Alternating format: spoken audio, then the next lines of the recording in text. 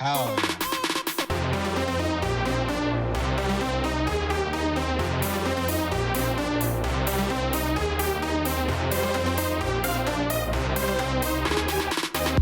Fucking skunks, dude.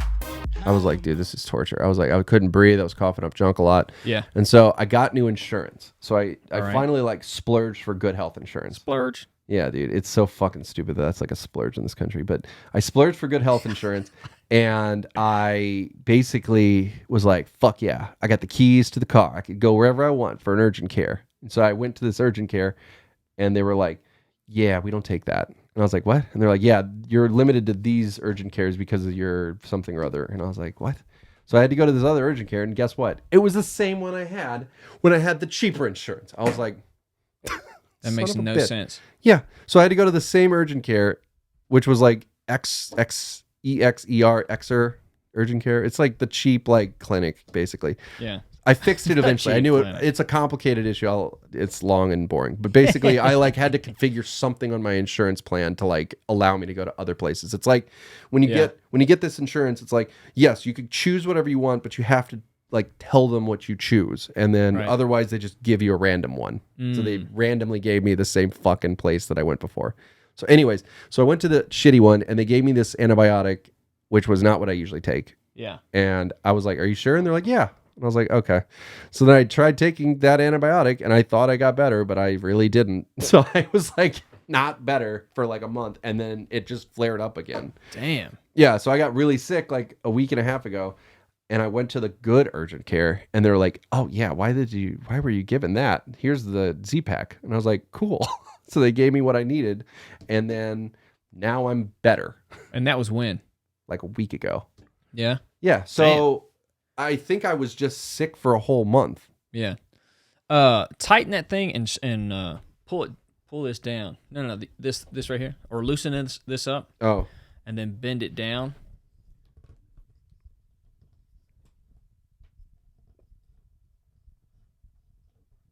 There you go. Now tighten it. Yeah. I think that's a little better, right? Yeah. Cool. Damn, dude.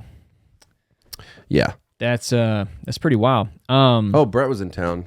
Yeah. He tried to tried to hit me busy up. as shit. Yeah, he tried to hit me up. He was like, "Hey, are you around to drive today?" And I was like, "I'm at work, unfortunately." I was like, "Are you around this weekend?" And never heard back. And I was like, right. Oh well. Nah, he was What was he doing out here? He just came out here for a little break. Oh, nice. Yeah, just to get out of Baltimore and I mean, is Baltimore cool? LA. Because you stayed with him, right? Yeah, not to me. You don't like it? No, I mean it's just kind of like a Midwest in a way. Yeah, it's kind of like East going to Coast, St. Midwest. Louis. You're just like, okay. It's just like a place, yeah. Yeah, it is a place. I mean, but that's what's so funny about like living in the rest of the country is like, unless you're literally living in like a big city, like everything is pretty much the same. Right. You know? Yeah, it's true. That's what's so funny about people who don't live here and they don't understand it. I'm like, or people who live here and want to move out. I'm like, yeah. I was like, you're literally signing up to just be completely disappointed. Yeah, I mean, living in other places is like, it's interesting. It's just like, it's all about convenience, I feel like. Yeah. You know, it's like, convenience on what allows you to live the life you want to live. Yeah. That's all it is. I mean, it's like, it's literally all it is. Because it's like, if it doesn't matter to you and you can be wherever you want to be, great. But if you need certain things, you got to look because some places don't have certain things. Yeah, like for me, every time somebody asks me if I'm going to leave LA, I got so many good reasons to leave. But then I think about like, damn, if I wanted to go like do an infrared sauna and a cold plunge. No. You can't do that. No, you got to just put ice cubes in the bathtub. Yeah, and I'm just like, oh man. And then it's like, okay, well, what about just taking a walk on the beach? Can't do that either. All right. Well, what about going on a trail, a hike, or a trail run, or a mountain biking? It's dude, like that is the number one thing that people tell me they miss most when they move. They're like, dude, it's just mountains. Like, I just have nothing but flat ground, and it's all so boring because you can't really like get any change in elevation or scenery or whatever. And it's like, I get that. I mean, I think I take advantage of having the scene, just the scenery alone. I take advantage of because I just don't think about it. And, you know, I I guess it would really depress me if I had to like live somewhere else and just not get anything like that. It would just bum you out after a while, especially because you know what you're missing. You know what I mean? Like you're aware. Right. Yeah. That is a problem. And then it's like, when you do have like conversations with people out here, all of a sudden, like randomly you have oh shit, oh, you do that? Oh, cool. Yeah. Boom. Yeah. And you're like, oh man, you're kind of like, you'll never be able to do that again. You'll never have that ability to just like randomly run into somebody or a friend of yours like, oh, I know this person, they do that. You said you were kind of interested in that. Yeah. Yeah. It's a lot of different a lot of different, like, what do you call it, walks of life. Yeah, there's a lot of crazy shit out here. I was listening to somebody was telling me the other day they had a friend out here who was like a screenwriter and didn't really think that he was, wealthy or anything, just thought he was getting a, living the life of a writer. And he invites him to his house in Italy. And he's like, yeah, whatever. And he's like, no, like you can come out. And he's like, yeah, okay, whatever. He's like, this guy doesn't have a house in Italy. It's like an expression or something like that, but it was real. Yeah, he's like, he's going on vacation. He's just being nice or whatever. Yeah. Ends up being married to a Getty. Oh. Dude was married to a Getty. No way. So, yeah, they had money. They had all the money. That's crazy. But it's like, in but that other exists out here, cities, you'll be like, yeah, dude, you don't have a house in Italy, dude. Yeah. Yeah, but that's what's so funny is I talked to my friend Richard, who I work with a lot, and he's an artist, spoken word artist. I think I showed you his stuff, but Prince EA. He's from St. Louis, where I'm from. What'd you call him? His first name is Richard. Richard. Got it. I just call him. I understand why he doesn't. Yeah. Prince I call him a bunch of different things like Prince E. How did that video go? Oh, it was good. Did it ever come out? We're like on the verge of releasing it. Okay. It took forever. That's a long story. Okay. But anyways, me and him are from St. Louis, and so he's from North St. Louis, which is like one of the worst areas of St. Louis. And it's funny, like I showed him the Lotus, and he didn't know I had the car. He didn't know anything about it, and he was just like, "Oh my god!" He's like, "This is the most beautiful car." He's like, "Dude, he's like, you can't have this in St. Louis." It was like, you can't drive this back where we're from because it's too flashy. Like you'll get robbed within a day. Yeah. And that's what's so funny about being out here. It's like cars like that are so normal. You know what I mean? It's like, it's just like one aspect, but it's so funny. Like it's like a normal thing here to have like a flashy, bright supercar. Yeah. And that's just normal life. Yeah, it is. Crazy. Yeah. Damn. Supercars. It's crazy, dude. Did you see the Cybertruck crash into the Beverly Hills Hotel? Dude, that seems like a publicity stunt. I was like, it's almost too perfect. I was literally talking to Courtney yesterday, a Tesla truck, and I was like, that thing weighs like 7,000 pounds. Oh, it's insane. Yeah, I was like, it's like literally a tank. Yeah, if so they dangerous. have a wreck, the car's going to be obliterated. Think about a Cybertruck running into a Prius. Oh, dude, it's over. Bro, I drive a small 2-seater sports car. Just any put it in the truck recycling scares bin. me. Like it's so terrifying. So that's what is 11,000 pounds. Oh, it can tow up to 11,000 pounds. But how much does it weigh? You could just type in Tesla truck curb weight.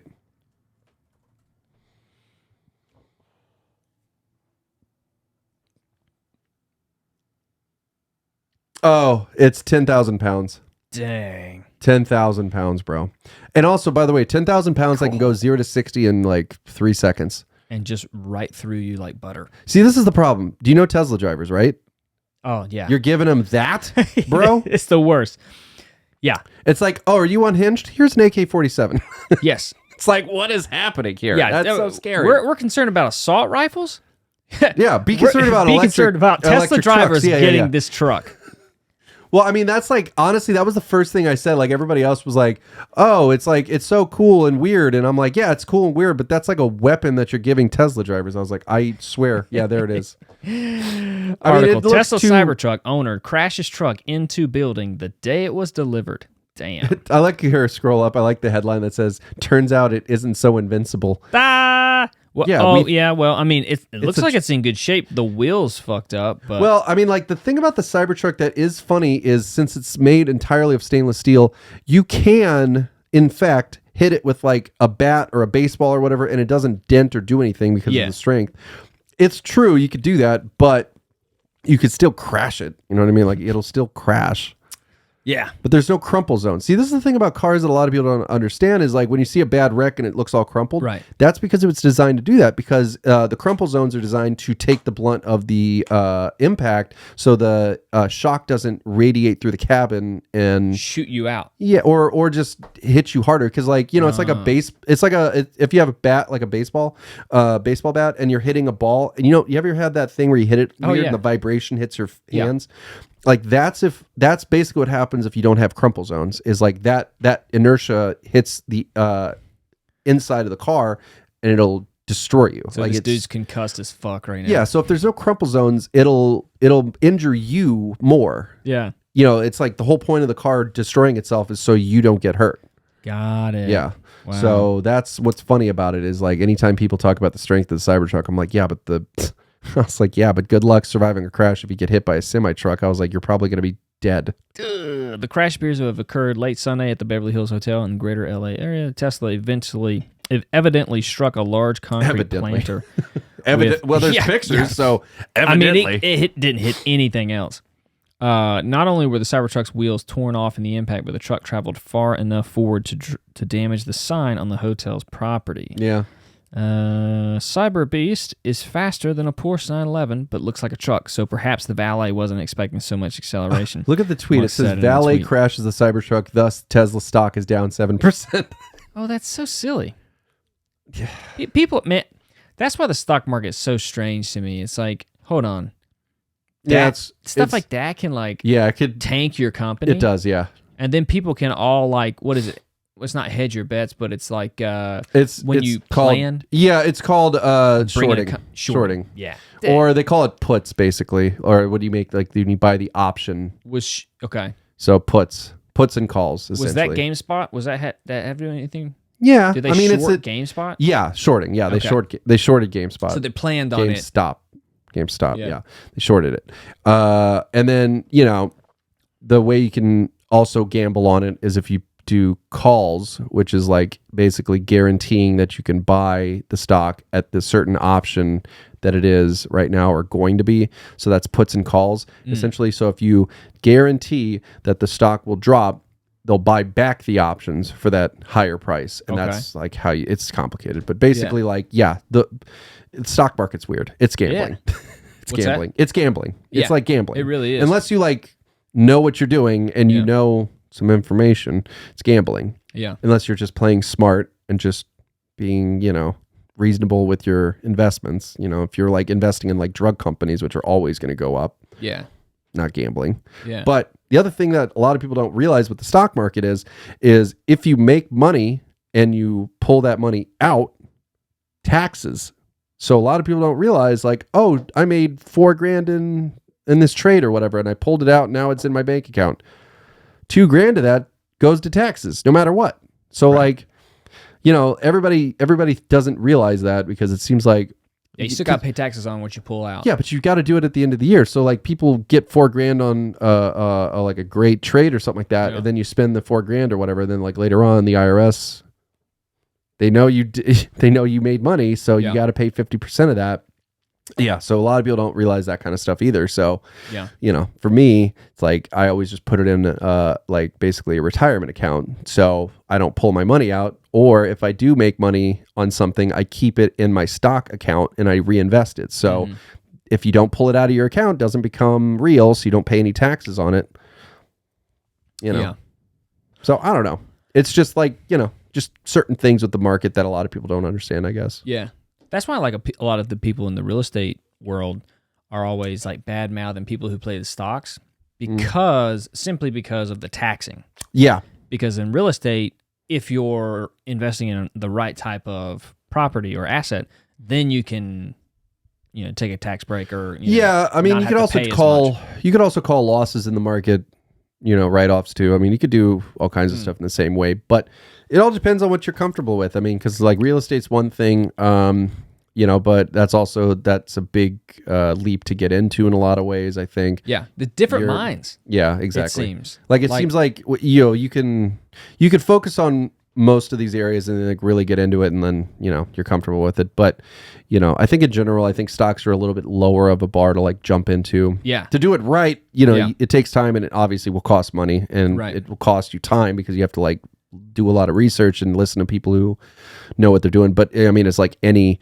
investment, like help. Like you don't know who's scamming you and who's like wasting your time and selling you something. Yeah. Rather than actually trying to genuinely help you understand it. Yeah, it's because like everyone I've talked to who does stocks, like the people that I train, don't really understand real estate. And they're like, nah, I'm not playing that game. Yeah. But everyone who knows real estate doesn't want to play the stock game. Yeah. And it's fascinating to see like just different people's brains, Well, have you talked to a kickboxer who doesn't grapple and you ask him to roll? For sure. It's just it's interesting. a risk. You don't know a lot about it, and you might get your arm pulled out. Mm-hmm. Yeah, I mean, in taxes. In taxes. But to me, stocks makes way more sense. These days, it makes sense for me.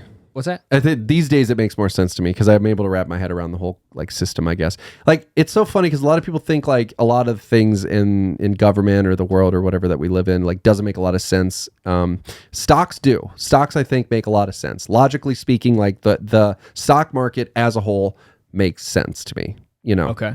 It's just like that's where money goes when people want to invest in a company. That company grows, expands, it grows its wealth, and the people who bought into it get money back. Simple concept, and it makes sense to me. And it's really not that much more complicated at the core. You know what I mean? Like, there obviously is a lot to it, but the core concept of it makes sense to me. And it still, to me, to this day, feels like a stable place to learn and invest in. I still think it's a viable option, as opposed to the digital currency market that I still don't fully understand and still don't see any real stability with it, so I don't want to ever risk it. You know what I mean? Yeah. That Have you still met doesn't make anybody sense. in the past year or two that's like Still into that? Yeah, still into it, or Yeah, a lot of my studio, the studio I work for, Right. a lot of them are still wrapped into like the NFT world and crypto and meta. NFT. I haven't heard that acronym in like 4 years. There's good reason because nobody wants them anymore. It's crazy. Yeah, but but that's like what's so funny about it is like a lot of people who didn't get why I didn't get crypto, they see the NFT market and they're like, they don't see a correlation. I'm like, it's the same thing, dude. I'm like, NFT market doesn't make sense. People got out of it. Everything plummeted because it's all made up value. Yeah. So why wouldn't the crypto market be the same way? It just doesn't make sense to me. And that's what I find funny. It's like, if you can make money in it, go for it. Like, I don't care. Like, do you. However, you cannot convince me that it's something that is stable enough and logical enough that I will understand it and put my own money into it. Yeah, I know, man. Like I was listening to somebody talk to me about art this week. The art market? The freeze. Mm-hmm. Did you know that the show was this last week? Oh, it's wait, like what? The Freeze Gallery or the Freeze Oh, no, I didn't hear about art this, show? actually. Let's see here. FRIEZE? Show Los Angeles. Yeah, let's see if it comes up.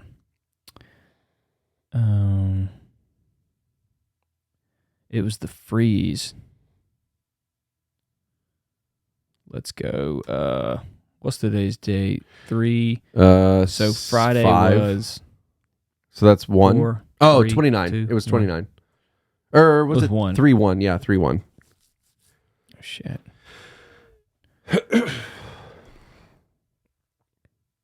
Is this it? But anyways, they were trying to explain to me like art. You mean the market or just art? Just art in general. Oh. And like why you would buy it, and like you gotta keep up with the artists and see what artists are, popping right now and stuff like that. I'm just like, You mean like fine art? yeah. Like hundreds of thousands, if not millions of dollars worth of art. I went to art school and I still don't get it. But here's the thing though. I feel like it's just like the luxury watch market, like the timepiece watch market. Like if you look up what is it? Richard Mille. Okay. Or who's the other manufacturer? Mille. Yeah, Richard Mille.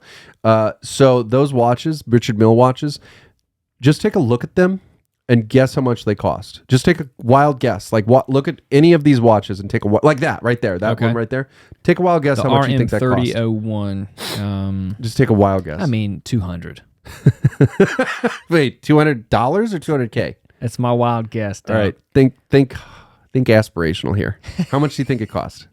All right, 10K. Try 1.1 million. God, come on now. Yeah, Richard Mille watches are famously in the $1 million range for one watch. Do you know they made a Bugatti special edition Richard Mille watch, a Bugatti special edition watch, right? It's a watch, and it cost more than the Bugatti. Come on now. Dude, I am dead serious. And it was like one of those moments where I was like, that makes... Can you explain it, though? No. But I can in a way that I feel is a little conspiracy theory. Okay. But let's go with that. Okay. Here's what I think happens here. Right. Because you'll see, people like Conor McGregor, Floyd Mayweather, people like that wearing Richard Mille watches. And they'll show them off. Drake also wears a casino, what do you call it? A casino Richard Mille, the one with like the actual roulette table in it. Yeah. Anyways, they're multi-million-dollar watches, and they'll wear them, and those are the only people I see wearing them. However, I think I have a theory, and I don't know if this is real, but it makes sense to me in this way. Do you know the easiest way to transport $1 million plus internationally? I'm assuming without watch. without getting traced. Okay. Wow. So the thought is that you get a Richard Mille watch that is a 1.1, 1.2, $2 million watch, whatever. You can board the plane with it on your wrist, fly to London, sell it back to Richard Mille, and they'll give you $2 million, laundering the money. So you just transferred $2 million internationally, and nobody knew anything about it because you just traded a watch. Well, what would be the point of transferring that money? If you want to transfer $2 million without having anybody know about it, because if you transfer money to that level, then everybody's going to know about it. Okay, so you're saying putting it in a bank in yes. another country. Yeah, exactly. So, I mean, obviously everybody like famously did Swiss Bank, right? Because Swiss banks were like, oh, well, we won't tell anybody. Yeah. Right? That was like the famous thing that happened in like the 80s and 90s. And then that's done with, right? But it's done. Yeah. So a lot of people were trying to figure out ways to launder money, and people pointed out that these watches being $2 million for what looks to be a couple $1,000 watch. Yeah. Kind of makes sense. Okay, so you would go to what country? Saudi Arabia? Doesn't matter. Like Dubai. You could go to Dubai and sell it. You can go to London. You can go to Paris. You can go to Milan or whatever. And then everybody you would just start up a new bank account. Well, you just have that money there. Like, so you say you're transferring it between a business that you have or whatever. Okay. You could transfer, whatever, $2 million internationally, and nobody would know about it because all you did was board the plane with your watch. Yeah. And then now you have that watch was liquidated into money, and now you have $2 million. Now, give me a good reason why someone would want to do that and not let anybody know that they... It could be anything, dude. It could be a drug ring. It could be like illegal activities. It could be, some type of fraud. But it's in order to not pay taxes on it? It could be no taxes. Yeah, tax evasion. It could be tax evasion. I mean, it could just be a lot of things. Like basically like ABC, whatever you want to choose of what you don't want the government to know. There you go. Because the IRS will see, the banks will see. I mean, if you board a plane with more than $10,000, you have to declare it. Oh. Like if you have more than $10 million or $10,000 cash, that's only $10,000. Think about millions. Yeah. You can't fly with that without everybody knowing. I mean, I guess you could do a private plane, I guess. But yeah, I don't know. You still have to declare it. I don't know. Anyways, my point is that that watch is valued at a certain amount of money, and then that could be the asset at that point, so you can launder it. Yeah. Anyways, pretty crazy. So yeah, that's kind of what I don't remember how we got on this tangent, but basically, that's like the art stuff. Okay, yeah, so art. So people claim that the art scene is a money laundering scheme as a whole. Yeah. People have claimed that because, if you look at modern art, in any gallery in LA, it's just like a white canvas with a stripe on it or something like that. And they're like, that is $1 million for the painting. Do I hear going once, going twice? And you're like, what? Yeah. You know, like what the hell? I get abstract art. I get it. Like, you know, you're following an artist. I understand it. But like $1 million for like that bullshit, like really, a lot of people say it's launder. It's like a lot of artists are like paid off by, you know, companies or people or families or whatever you want to call it to like create art and sell it. And then all of a sudden their money's transferred. Mm-hmm. And then it's art, so you don't have to be taxed on it, I think, or something like that. There's some type of clause where if it's art, you don't have to like, I forgot. Why is art laundering? Let's see how this goes. How does money there you go, laundering right through there. art works? Our money laundering activities in the art world involve using artworks to disguise the source and ownership of illegally acquired wealth. This is achieved by buying and selling artworks, inflating their prices, or hiding their true ownership through various means such as offshore companies or anonymous trusts. Price fluidity is one of the key advantages of using the art trade to launder money, coupled with a lack of regulatory body authorized to oversee the value of art. The art trade is susceptible to money laundering and sanctions evasion due to the secrecy of the art industry. The lack of documentation and any viable paper trail make this an ideal system for criminal enterprises to See, I mean, it's like a well-known thing. Like there's all kinds of people that write about this. And again, it all makes like sense. Mm-hmm. I can't speak to how like often it happens because I have no idea. Yeah. But let's just say like if it was, you know, if it was an option, some people probably would take it. Yeah. So they buy art pieces and then sell them. Then when they are asked about the money, they just say they got it by selling artworks. And they do that not only with art, but as I said, with any object that is valuable enough and easy to sell. The idea is to hide the origin of the money. So the more layers you put, the harder it is to trace it. But that kind of money affects a lot of economy. For example, here in Colombia, drug lords used to launder money by buying not only art, but also land. So the price in certain places got to absurd levels, and that also affected prices in other aspects. Money laundering affects us all, even if you don't see it. Caleb knows a little bit about money laundering. How does money laundering using artwork? Is this an AI answer? Yeah, what the It fuck? feels like an AI answer. That's so funny. Anyways. That's wild, dude. Yeah. So it's like, it's definitely prevalent and it's definitely proven to be a thing. I still think it's somewhat speculation because like there's no way an entire world of art is just laundering. You know what I mean? Like that seems insane. However, you know, I think like a lot of like the places like in LA and New York, there's just a good amount of that, you know, because we're big cities. Like it's going to happen here.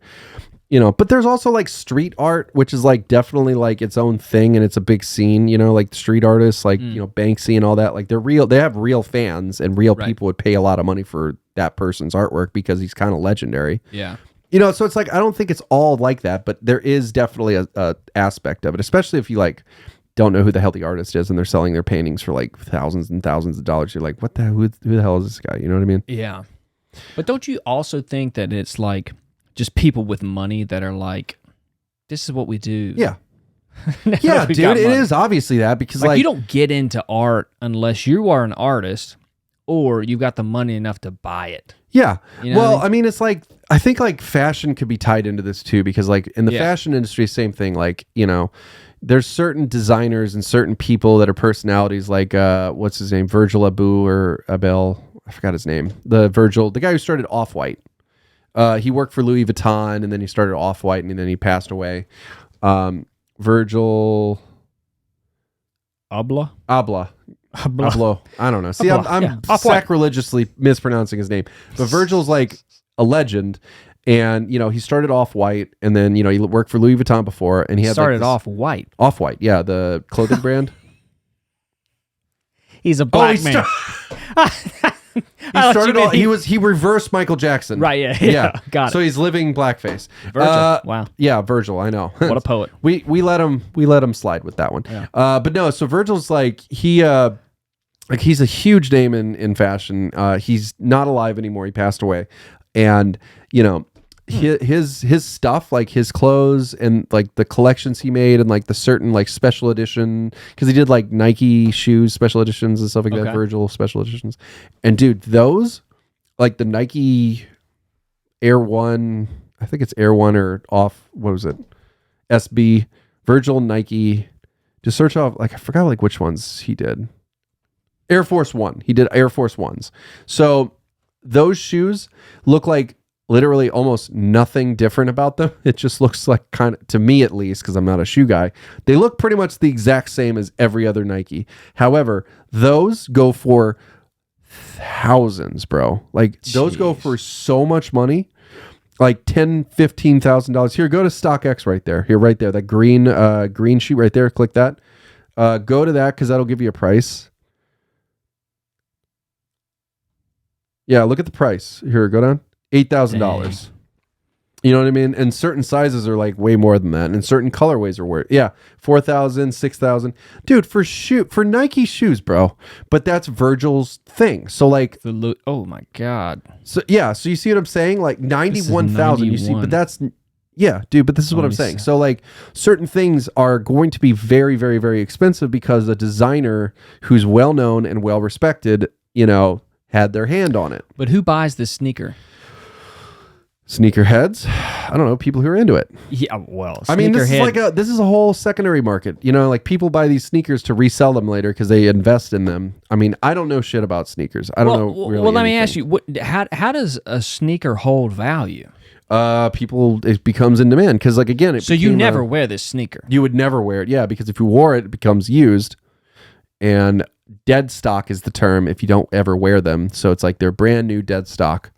So again, I don't wear shoes like this. I don't collect shoes like this. I don't know anything about it. However, I do know that it's the exact same market as like Pokemon or football cards or like, you know, it's like just like something that doesn't seem to have any value, yet there's people that collect them and buy them for high prices in thought of, oh, in 10 years, this is going to be worth triple. Yeah.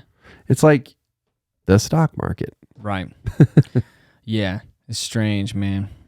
But yeah, so anyways, so my point with the art stuff is certain fashion designers like Virgil, you know, have made a name for themselves, become a celebrity in some ways, and now like their products value goes up. Yeah. So they're not laundering money, like they're not using this to launder money really by directly, you know what I mean? Yeah. So like there is some art that gets more value because of word of mouth and designers that become celebrities, and you know, so. Yeah.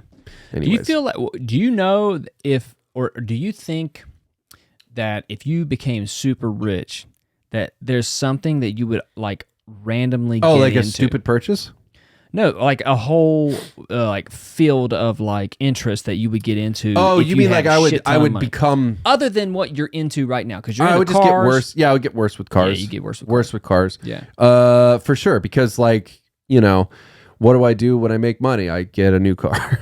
Yeah. You know, if I made a lot of money, I'd get a lot of new cars. Yeah. But, you know, that's just because that's like my thing I geek out on. I like cars a lot. But you can't think of anything that like... You mean like stupid stuff? Travel, probably. Travel, maybe? I would travel a lot more. Yeah. Yeah. Because, I mean, but the problem with like money is if you make a lot more money, you probably are going to be more busy.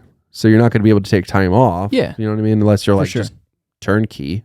Right. But I would assume that if I was making more money, I would be more unavailable, therefore not being able to travel. So, okay. I don't know. Probably just get into... But you wouldn't get into this. No, I'd get into cocaine. Yeah. I feel like cocaine would be a good habit to have because you could afford it. Nice. Yeah. It makes you feel good.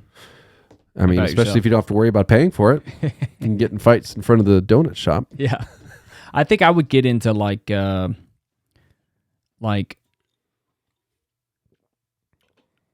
designing like a gym, like the gym in my house.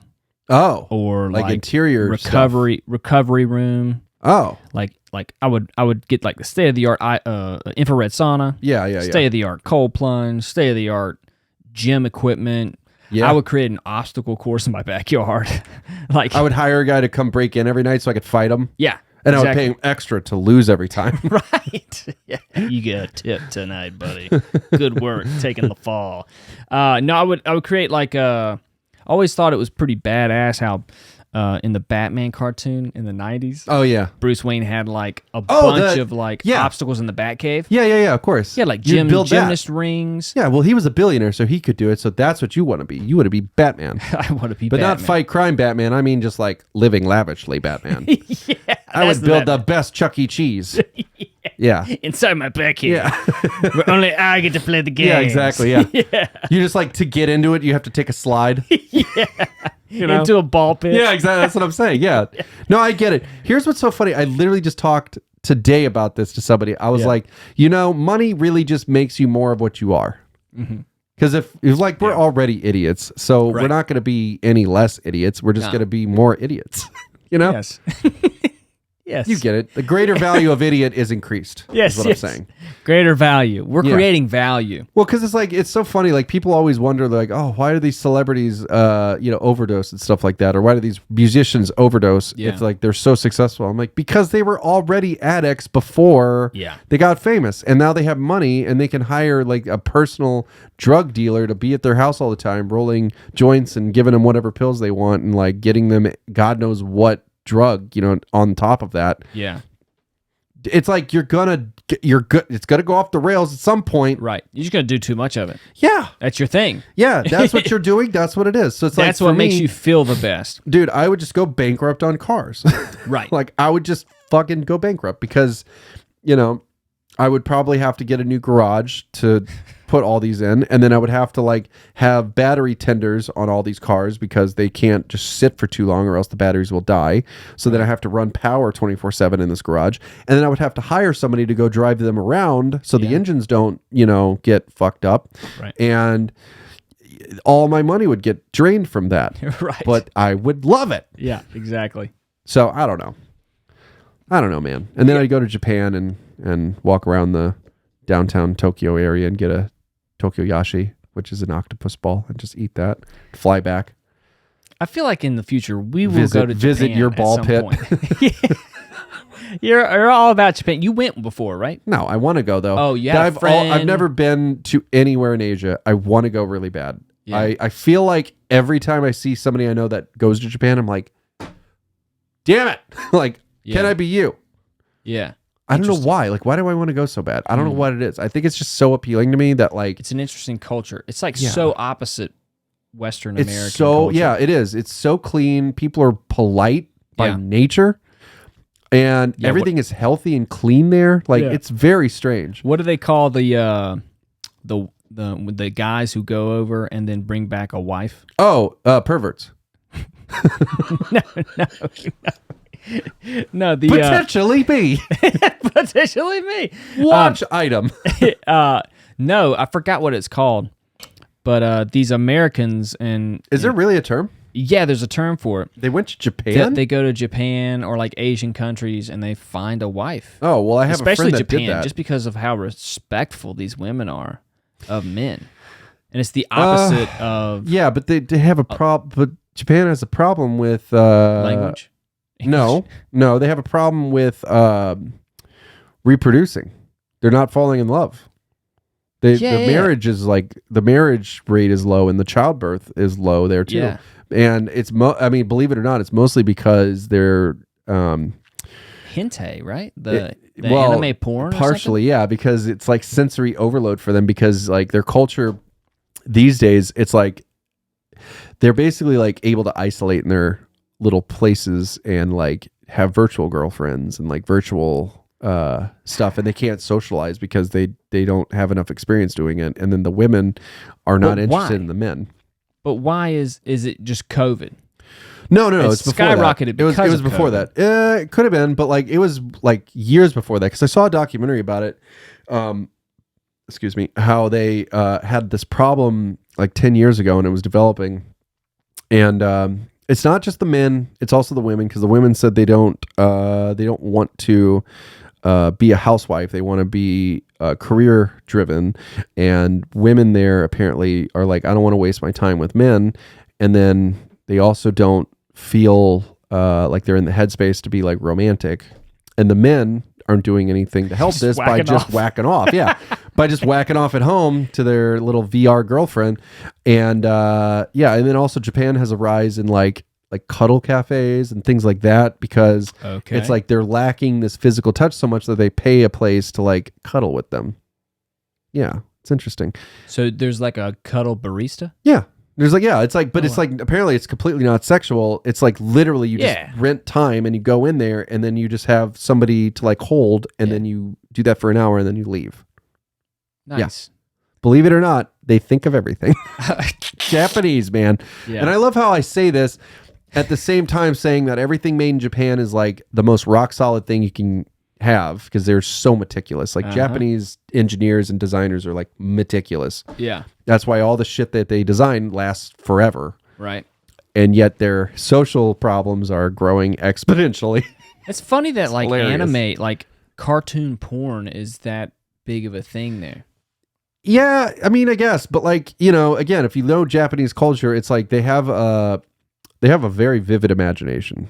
Like they just do. Like they have a lot of creativity and, you know, they live in their own little world a lot of times and they isolate themselves a lot. And then the anime thing, I guess, just kind of makes sense, I guess. I mean, it's like a blanketed term for like how deep their like weird kinks go. Cause like their sexual stuff is strange there, but it's like, like the tentacles and stuff. Well, like, yeah, what's I up mean, with that?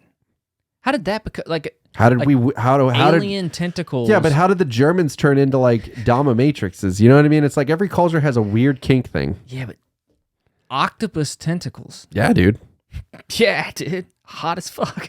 They're surrounded by water, Cody. They're squids. They sometimes think, "What if one fingers me?" But is I don't that know, the dude. chick doing that, or is it just a dude thinking, "Wow, that would be interesting if a chick was just"? I can't speak to it. I don't know. I mean, to me, it just sounds like they're just like, "Yeah, it's pretty fucking hot. Let's draw it." That's interesting. I don't know, dude. It is interesting, but again, like when you take the crazy weird stuff like that, and then also like go into like thinking about like the Miyazaki films or like Nintendo or, you know, other Japanese famous, you know, creations, you're like, they're just very creative people. You know, like they're just very creative. Like some of the Japanese actually some of my favorite films are Japanese films. And like most of the time it's me just being like, how did they think of this? Which Japanese movies? Kikujiro. You ever seen that? Kikujiro. It's one of those films that's kind of known by some people, but others it's very unknown. It's a film, 1999. It's a film about a boy who gets off for summer break and wants to find his mother, and he goes off to find her, and then his neighbor, this guy who is married to a woman, the woman is like kind of, you know, looks after his neighbor who's a little kid who lives with his grandmother, tells the husband, you'd go with him and make sure he's safe. But the guy is an ex-Yakuza member who's a gambler and a degenerate. So like the journey itself is like this amazing, amazing story of like a boy who is trying to find his mother and trying to sort of find a purpose in life. And then the older man is like trying to kind of like realize the error of his ways and like do something good in the world by like helping this boy.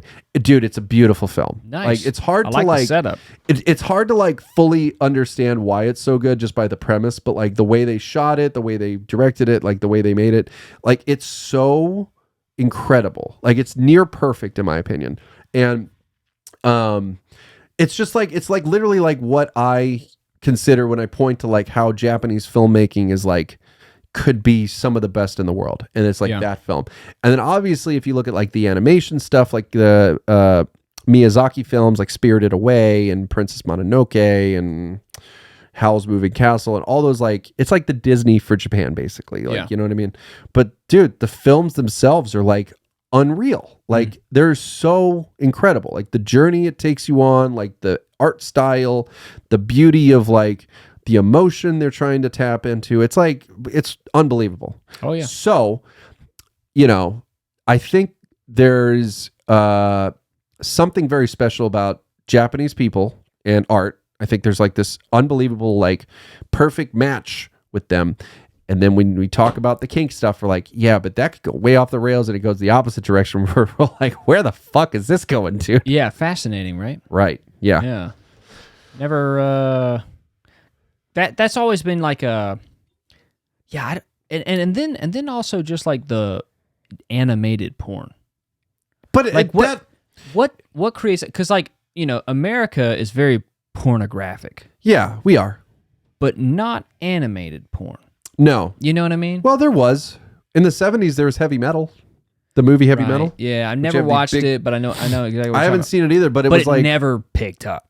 Like, No. you know what I mean? Well, it was an underground thing. I mean, there was also like... But now it's 2024. Like, you'd think I think it was that like a kink curiosity thing. I think would like... have come up. No, But, like it's strictly Japanese. It's very American too, though.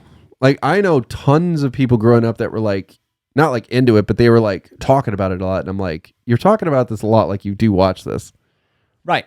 I guess what I'm trying to say is it's not made in America. No, it's not made here. No. I'm saying obviously people are into it Yeah. all over the But it is the a Japanese world. export. Yes. Yeah. It's a thing. And I think like mostly it's just because I mean, in my like analyzation of it, I We think need it to comes have down to a hentai expert. yeah. on the We need to podcast. bring him in, and he's just like you don't want to have him in the building. No. But no, I think like the whole idea of it stems from like this idea of control. You know what I mean? Like because like in reality, if you watch like porn and it's like real people or whatever, like you're like bound to like somebody in reality, right? But like Yeah. animated porn, it can be whatever you want, Right. anything you want, right? Yeah. So like, I guess it's just like that like weird little like thing in your brain that gives you that control. I suppose maybe it tags Control from that. of the fantasy. Yeah. You're saying. Because it could be insane. Like you can have like a dragon lady, you can have a fish woman, you can have a tentacle banging some chick. It could be like anything, and then you're like, it tags into this like moment of like, oh, this is like made up, but it's made for me. You know what I mean? Yeah. That I get that. gives me the like idea of where that comes from in the brain, I guess. Yeah. And I guess that yeah. So that imaginative Because it's 100% made up, so there's no consequence technically. yeah. Because if you're watching some like actual porn, not that you probably think about it on the front end, but on the back end, you're like, man, that was somebody's daughter. You know what I Right. mean? It's Yeah, like of that course. like morality, like you almost like it's hard for you to like just to let go completely with it. Right. With animated stuff, I'm guessing it just completely alleviates that guilt, That's interesting. maybe. Yeah. And it also gives you wild new horizons of different things that your brain never thought to get turned on by. Yeah, and then if you allow yourself to go down that route all the time, and that's where you're It could always totally turned change. on, Yeah, it could totally change your no whole real perspective woman of sex. is Yeah, going to turn you on. and dude, this is again. And it's not that you're not into women.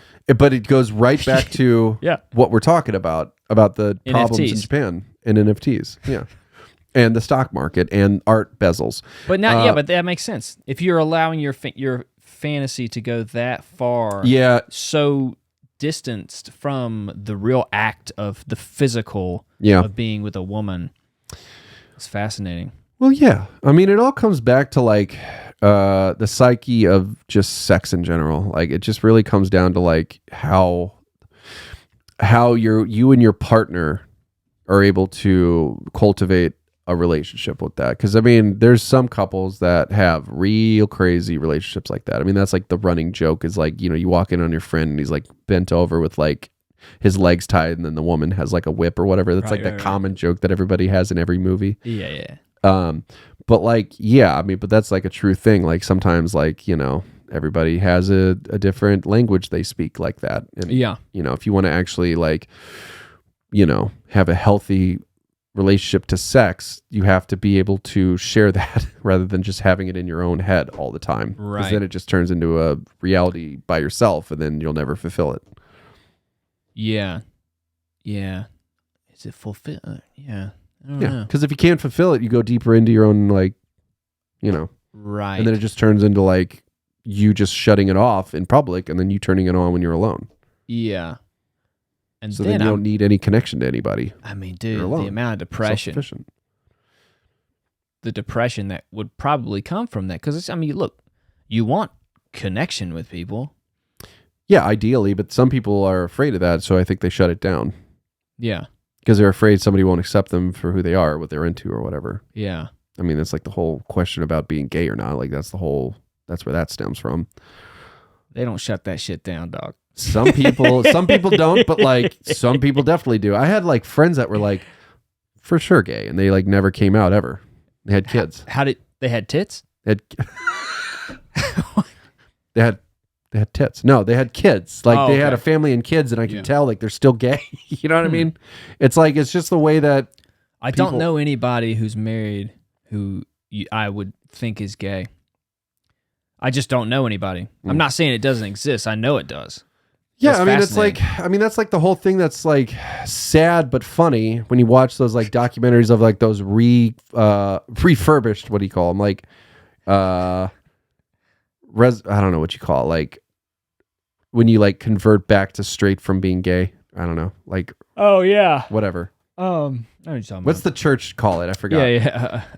Renounced. I don't know. I know what you're talking about. Yeah, it'll hit me. When you see those like news clips of like the priests or deconversion, whatever. Converted. There you go. Deconverted. Conversion therapy. Conversion therapy. That's it. There you go. Nice. So you get the conversion therapy people who are like, yeah. So I was into gays and I was into men's and now I'm straight. I'm not into men's no more. I'm in a women's. Yeah. It's like it's really sad that they're not allowed to live the life they're supposed to live. You know what I mean? Like it's sad because I'm like, dude, this is like. You're not fooling anybody. Forced. Yeah, you're not fooling anybody. It's like hearing. You're fooling some woman. It's like hearing a Honda Civic drive down the street with a big loud exhaust. It's like you're not fooling anybody. We don't think that's a Lamborghini, but you're a Honda, bro. Yeah. You're gay. But it's funny how a lot of women are fooled by that. Well, yeah, it's just because they don't have the experience of like being around gay people. You know what I mean? Yeah. It's like they don't know. Like, oh yeah, that guy's super gay. Yeah. He's saying he's straight, but. Man, he really likes inviting my guy friends over. Can I get y'all anything else? You good? You want another soda? You know what I mean? It's like, it's just sad that people can't live the life they want to live. That's all. Anyways, I know. Anime, porn included. You can't be into anime porn and be accepted, apparently. But I feel like it takes, obviously, I know it takes away from, like what you were saying, the real connection. Well, there's complications that come from it. I'm not saying there's complications that come from being into that kind of stuff, obviously. Yeah.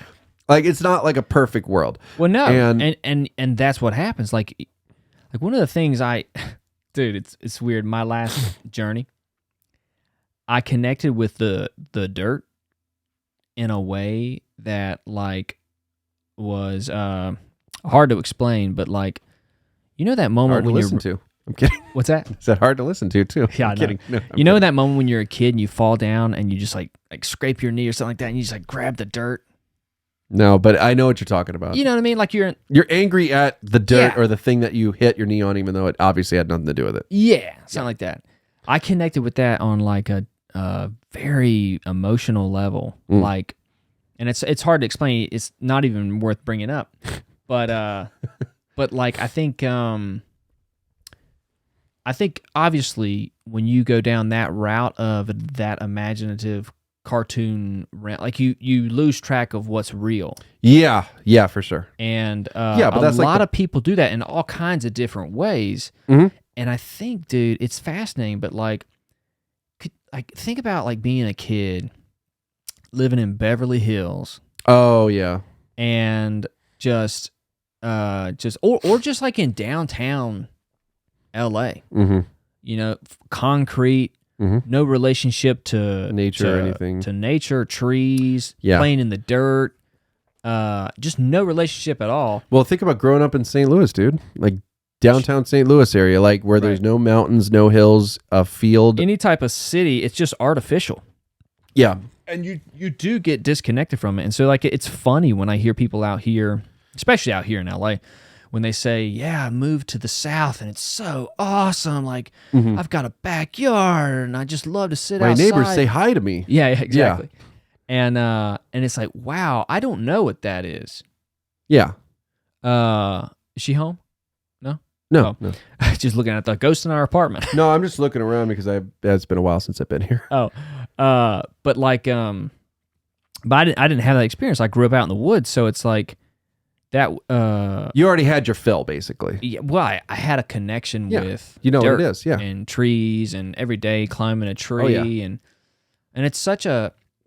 I don't think we realize how important that is. As a kid, for sure. As a kid, yeah. As a kid, it's super important, dude. You got to build that relationship with nature. I can't tell you how like deep the memories and nostalgia go for me when it snowed because like I miss snow all the time. I miss it every year, every winter time. Like right now, if I find out it's snowing back in my hometown, I'm like, damn it. Like I want to be there. Even though it makes no sense because as an adult, you can't really play in the snow. It's not going to do anything for you. However, it reminds me of a time when I was young, and this is very American-esque writer of remembering a childhood like this, but I'm dead serious. This shit like always hits me and like puts me in a happy place.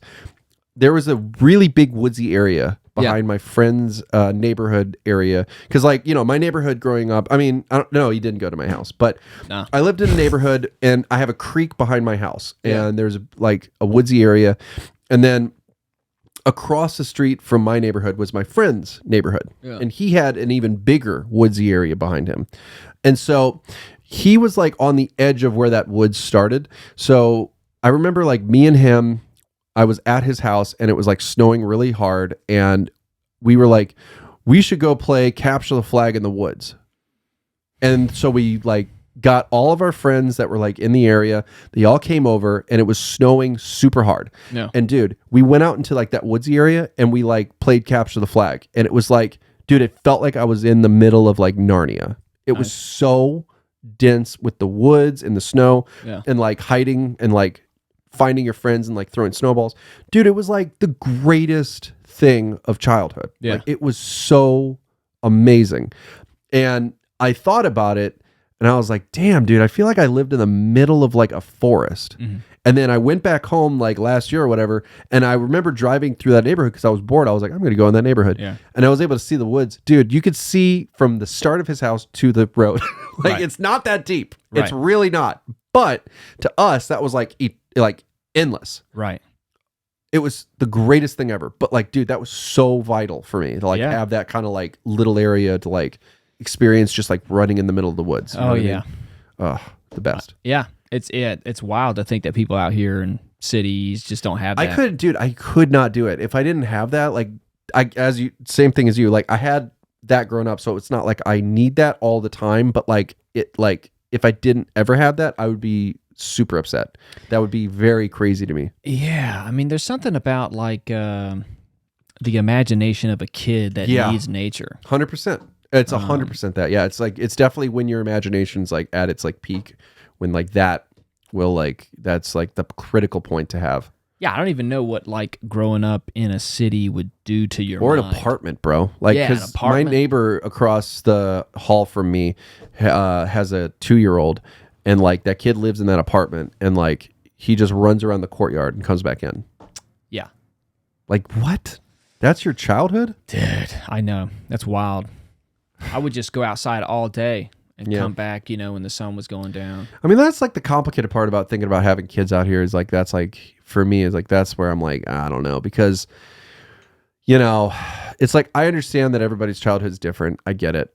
But I can't imagine not having my kid not have what I had like that. Like, you know what I mean? Because like, dude, it was so fun. It was so fun just like at like 7 years old, just getting on your bike and just riding to your friend's place. And then like all of a sudden there's 2 other kids there and then you like ride your bike somewhere else. And it's like, it was so endless to me. Like it felt like a complete, like perfect endless day whenever we were able to go hang out. You know what I mean? Interesting. It was cool. Yeah. And it wasn't like I lived in the middle of nowhere. I lived in a city, but it was like a very open-ended city like that, like where there's a lot of nature around us and stuff like that. So I don't know. It was cool. It's a cool place to grow up. Nice. Yeah. I always wanted that experience because I would see it riding bikes. To your neighbor's house. Oh yeah. And, like, because you were far away from everybody. Yeah. Yeah. I only moved into a neighborhood like in middle school, but it wasn't really like a legit neighborhood. Right.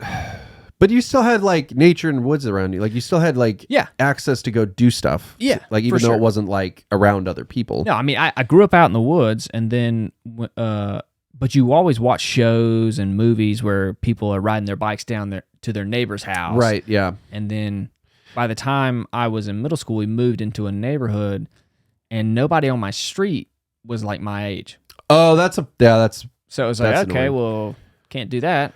Well, if it helps, the neighborhood I grew up in was like all old people. It was all elderly people. Like every neighbor of mine was like 75 plus. Nice. And The saving grace was across the street where my friends lived was like almost all kids our age. Okay. Almost all. So like there was definitely like easy access to it, but like my neighborhood was like nobody ever came to my place. Yeah. Nobody ever rode their bikes over to my area ever.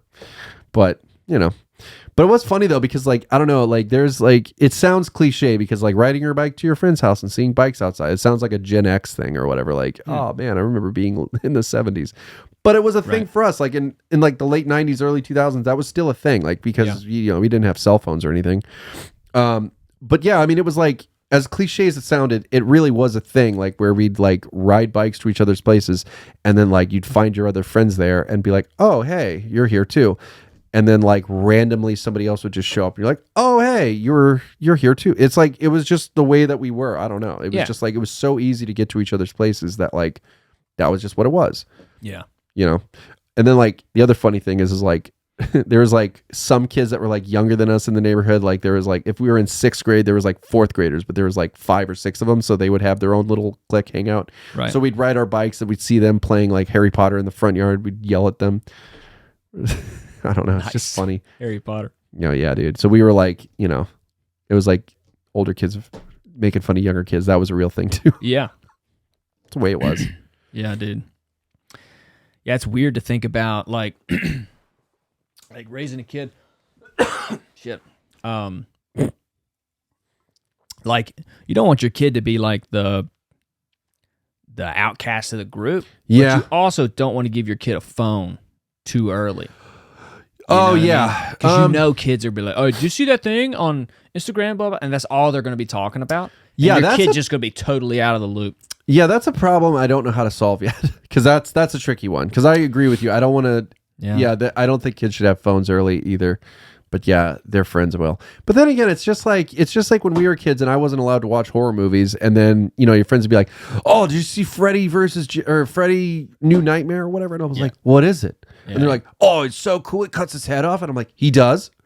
Yeah. I don't know. I mean, maybe that's part of being a kid, is like discovering shit from your friends. Maybe, I don't know. I mean, yeah, that's very true. Very true. I'm gonna go through Daily Mail see what's going on in the UK. Daily Mail UK. Oh shit! Utah passes bill to encourage teachers to carry guns and defend their classrooms against school shooters. I can only imagine teacher having a meltdown one day.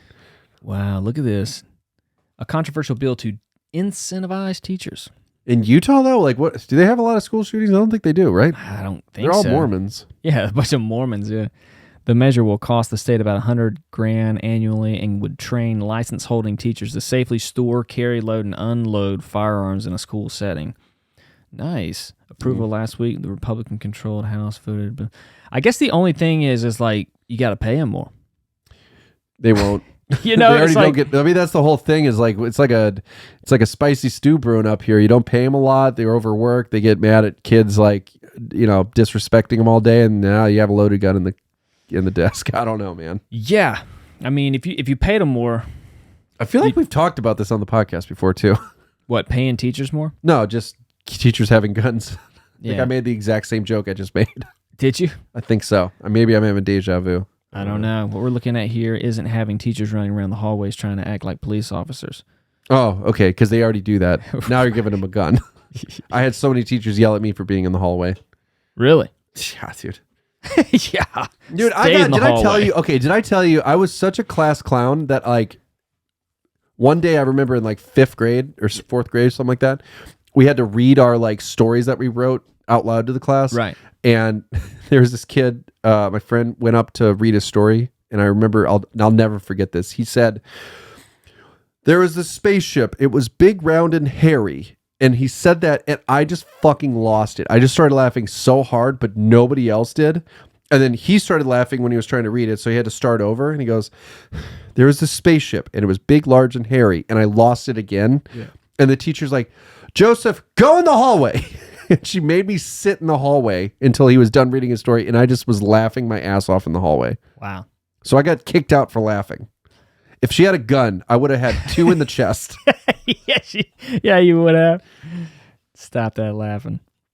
The idea of a highly trained armed teacher is a myth. Expecting teachers with significantly less training to respond to violent incidents effectively is unrealistic and potentially dangerous. Yeah. Yeah, dude. You're teaching math and all of a sudden you have to disarm a perp.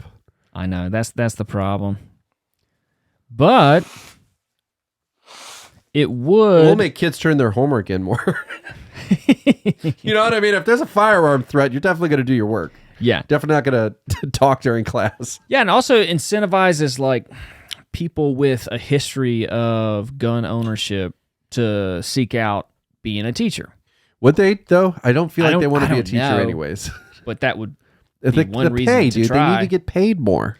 Yeah, then the pay would have to increase. They have to, dude. If they don't, that's so insane. Yeah. And this is just for public schools, it seems. That's the only time it's needed. Private schools, Catholic private schools, I never hear about shootings because they're too busy getting hit with rulers and shit. That is true. That's the thing that nobody's talking about. There's already corporal punishment in Catholic schools. Oh, yeah. Dude, I got hit. I remember. With a ruler? No, with a firearm. I got pistol whipped. The nun had a good mean backhand on me, dude. That bunt to the gun hit me right in the face. Oh, man. It was like an assault on my nose. Man details horrible odor coming from his date's BBL. as surgeons reveal why women struggle to keep clean after enhancing their asses. I heard about this. Apparently, if you get a Brazilian butt lift, apparently it has a smell that emanates, and it's like rotting flesh. Apparently, it's awful. Yeah. Oh, my Apparently, God. it is really bad. I heard about this. There was a general consensus on where to place the blame. Women, including those who have undergone BBL, said that a larger backside is simply harder to keep clean after using the restroom. So they're not wiping their ass enough. Dude, gross. Oh, my God. It's not what I read. I thought the smell of the BBL itself was like what was bad. Who later, when undressed, emitted a smell that suggested she had not wiped properly or washed that area well enough. Let's watch this guy. Is it a video? Dang, it's not a video. Recent TikTok. Rough, dude. Let's see if it... Nah. But that is funny, though. I always wondered that because it's just, I mean, BBLs are people who are obese like that and have a large bottom end or whatever. I'm always just like, do you just have to take a shower afterwards, like every time? Yeah, you'd have to, right? Right, because like there's no way to clean it with like your own physical labor, you know? That seems like impossible. He goes, when God created us, he gave us arms. All of our arms are made specifically for our body. You probably have a hard time wiping your ass probably because your body is a little bit wider than your arms are allowing you to reach in that area. So what you got to do is, here's the thing, hear me out. When you get a BBL, you have to do a second part of the surgery where you get your arms extended. Right. And you turn into like a daddy long leg where you're like, hey. I got a big ass, but I got you got these long arms. So basically you're turning into a crab essentially because you're walking around like that. Let's watch this dude.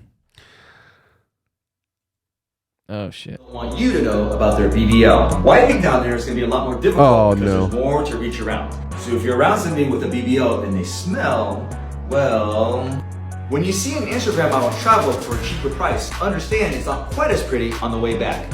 Example A. We hope they find a comfortable seating position. Let me know which procedure you want me to expose next. Oh my God. Damn, I like how he said expose. Yeah, we're those are pretty obvious things, dude. It's not like those are like, oh, I didn't realize that. I didn't know. Well, here's the thing about it. Two secrets that Instagram models... Hold on.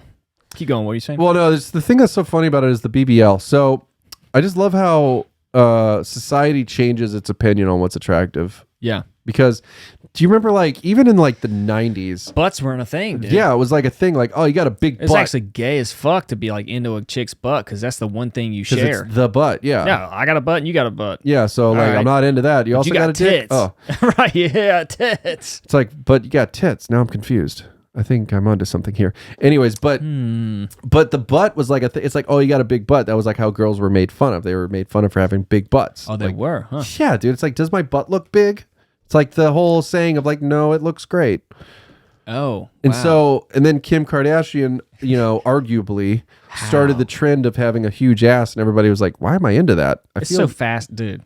Maybe it was Kim Kardashian, but I really blame Instagram Because like when Instagram came Yeah, but out, Kim Kardashian is like part of the 4 founders of Instagram. It's like George Washington of Instagram. But all these fitness girls were posting butt pics. Because the thing is like fitness became more prevalent Because of Instagram, dude. And when you do squats, you get a bigger butt. Dude, yeah, that's what I'm telling you.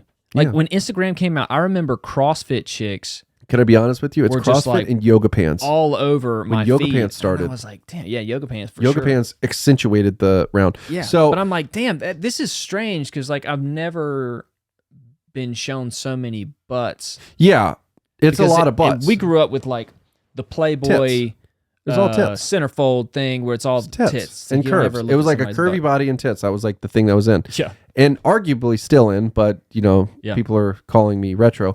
But no, it's but it's funny though because anyway, so my point is like Right. now it's a thing. Big butts are obviously attractive. So women who are born without that, who aren't fitness models, who do a lot of squats and yoga and stuff like that. Yeah. Now we're like, I got to have a big butt to fit in, so I'm going to get injections and it's going to grow, and then I have a big butt. But it's like the rest of your body does not make sense with it. You know what I mean? Like a woman with a round, large butt has a body that matches it usually. If I'm not talking about like pure fat, I'm talking about like fitness butt. Yeah. It matches the body, but when you see a BBL, it like doesn't match at all. So you know what that is? It's no hamstring development. Yeah. It's a straight leg and then a big round, No big butt that was formed has by no working hamstring out development. has Yeah. no hamstring. Yeah. So when you see it, you're like, damn, look like a chicken. Yeah. Yeah. Like you got or like the a chicken poorly leg. drawn cartoon. Yeah. Yeah, it just doesn't even make sense. Yeah. Yeah. All right, let's hear this guy out. Oh, there it is. Yeah, those BBLs be stinking. So you guys may have seen this online that BBL smells is trending. And there are a lot of reasons for that smell, but I think that I will tell you guys a story about a girl that I dated, and I took her out. She had a BBL. Her body looked crazy good. Like, she had it done right. Crazy Her whole good. body looked amazing. So we linked up, and we went out, had a really good time. We went to a Lakers game and then went to a spot by LA Live and had some dinner. That's Had a really expensive. good time. Wow. So she was like, so what you trying to do? I was like, yeah, let's go back to my place and relax. That's what have a I'm trying to do. nightcap and see where it takes I us. spent $1,000 tonight. So we See what drive happens. back to my spot. And so light the candles, get the music going, open up a bottle of champagne, and we sitting there and we're having a nice vibe. And, you know, we start getting into it and everything, and clothes start to come off. And she wanted to give me a little show. So she was like, just stand right there. And so like Stand? she took off everything very seductively and got on my bed and started twerking that thing, right? And I was like, what the hell? Because at this point, she got nothing on. And I smelled this smell, and it hits my nose. The shit was like a salt of my nose. I'm like, what the hell? And so I'm like, baby, not to be rude, but I know we had a long day. You're not smelling that fresh down there. I think you guys, I think you need to get into the shower He's respectful as and shit. go ahead and freshen up. And she looked at me so embarrassed. Yeah. I did it as gently as I could, but what I realized is if someone has had a normal size behind for all of their life, and then they switch up and now they got this big BBL, they have to reach back there and really clean. You know what I'm saying? And if they're not used to doing that, they might not know that, hey, you sweat differently. Everything is different when you add that much more meat back there. That thing can't breathe as good. And so she ended up getting in the shower and everything. I had everything that she needed. And I ended up clapping them cheeks. And it was much better. But some people, the smell, don't say, I think Professor. her smell was coming from just not being able to get back there and clean properly.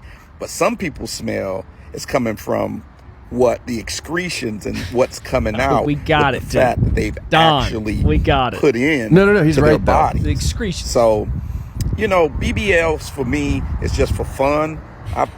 Those women for are for fun. fun. Like, you can't take women with BBLs, in my opinion, to parent-teacher conferences. They big old ass knocking over the little kids' crayons and stuff as they try to walk through the parent-teachers conferences in them small-ass classrooms. That's not really for me. That's for fun. That's for, weekend fun. Wifey material is just regular, natural women that you can build a family with and give a great life to. Knocking over the crayons. That's one of my stories on BBLs. That's hilarious. Y'all let me know what you think in the comments. That's so funny. That's pretty good. That's a great story in relation to that. But here's what's funny. He's not wrong about the excretions or whatever the hell he said. Yeah. Because, it's true. Like, the stuff they shoot into there, you sweat and it starts to leak out a little bit. It smells. That's what I heard before. Like, that's what I heard about this is, like, What? the BBLs. Like, yeah, the material, like, I don't know what they do. Silicone? How? They sew the... But they it's sew you still, up. it's, okay. So, I don't know what the material they use for BBLs.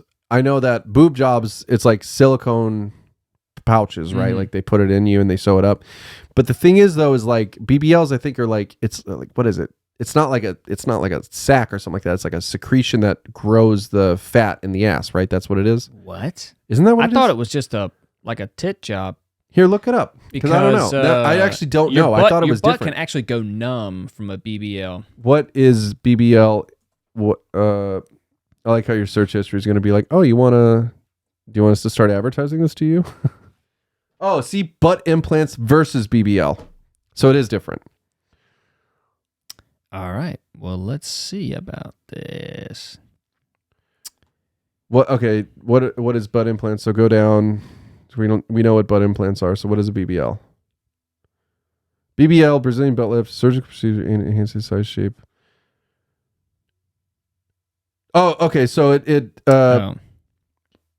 excess. So it gives you excess fat. So it's like reverse liposuction. Combination of liposuction and fat transfer to achieve the desired results. Yeah. So it's just it giving you extra fat down there. So, what he was talking about the excretion is like that is now a lot more fat, which obviously has a smell to it, and you sweat it out and it comes out the pores and stuff like that. There you go. That's what people smell now. It's really gross. Cons, risks and potential complications, bleeding, infection, recovery time, the costs. Implants may rupture or shift. Butt implants are not likely. Okay. Oh, that's butt implants, cons of butt implants. Cons of BBL. Okay. Risk and potential. Bleeding, infection, fat necrosis. Awesome. Recovery time. Which It's not a weight loss. You can't sit, dude, for 2 to 4 weeks. You can't sit for 2 to 4 weeks. How the fuck do you sleep? You sleep face down? Yeah, you got to. So you can't drive a car for 2 to 4 weeks? Oh, wow. Dang. Is that what that means? Really? You got to be a kept woman just to get a BBL. You have to be carried everywhere. Yeah. Here, like, look it up. Can you really not sit for 2 to 4 weeks after a BBL? Like, search that because that's fucking crazy. Slut. I like how it says how you could slut after a BBL. For at least 3 weeks, according to multiple sources, because transplanted fat cells are fragile until new blood vessels are established in the target area. You have to use a bobby pillow or boppy pillow, whatever the hell it's called. BBL so you have to cushion. use a cushion. Okay, so at least you can sit. Hold on. Patient can use it to minimize the trauma from sitting, but they should still minimize sitting if possible. After 1 month, patients can sit regularly, although some avoid it for several weeks. After 6 weeks, it's safe to sit without the BBL cushion. Patients should also avoid sleeping on their backs, especially in the first week, and avoid sitting, squatting, and movements that stretch the buttocks. Dude, I mean, how do you do that? That's insanity, dude. That's like stop living. Dude, not only do you have to have a very crazy surgery, but then you have to deal with that all for just a bigger butt that will potentially be harder to live with. Actually, it will be harder to live with. I don't know, dude. I mean, but you know, people really do have body dysmorphia. Oh no, they do in all kinds of ways, and not just dysmorphia, like thinking that they're smaller than that they actually are. Or bigger than they. I mean, we all have like something. Insecurities. Yeah, right. That promote you or force you to do stuff like this. Well, dude, it was really like, sad. I mean, like a lot of, sad. I mean, the body dysmorphia is common in a lot of ways because I even had that for a long time. I still kind of do in a lot of ways, but it's like one of those things where like, it takes to a whole nother level when you get plastic surgery to fix and correct things that you don't like about yourself. Yeah. You know what I mean? Yeah. Because like it's for me, I mean, I'm not a woman, obviously, so I don't have the same level of like psychological problems when it comes to appearance, I guess. But you know, I've never in my entire life ever thought for 1 second, oh, if I had plastic surgery, it would fix that. It would just never even is always sounded ridiculous to me. Yeah. But even like women who have like lip fillers or Botox or whatever, I always think it looks so weird. It never looks good to me. Yeah, and then you're like, well, who convinced this person that it looks good?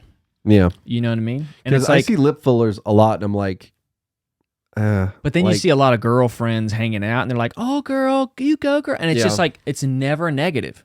yeah. It's like, I think that's what like guys have too much of sometimes compared to women. Where it's like a lot of women are never like, oh, I don't know if you should do that. Like sister to logic. sister here. Yeah, because we're men. Like logic. But like, hey, I don't think this is good for you. Like holding you accountable as a brother. You know what I mean? That's because that's a guy thing. We're logical creatures. Right. Well, I mean, but there are some women that are like that, but it's not the majority. No, it's not. And I mean, that's it's not like they can't. No. It's just that they It just doesn't don't work. seek it out as much. It's a different language. For a lot It's of a women. different language, yeah. Because for us, it's like, I love just being told what's wrong or what I need to do differently. Yeah, just don't tell let me walk around looking like a don't let me freaking look like a idiot. fucking idiot. Exactly. Yeah. Oh, dude, I've been doing that wrong. Thanks, bro. I'm glad I didn't continue looking like a moron. You know what I mean? Thank you. It's like, I don't know. I guess it's just because that's how our brains are wired, I guess. I don't know. But that I don't always, know either, it's man. just such a simple, straightforward But we answer. something's got to be fixed with women who get these types of surgeries, right? BBLs. Yeah, they just need to smell really bad, then they'll learn. God, yeah. Also, can you deflate it? Can you look it up? Can you deflate a BBL? But type it in just like that.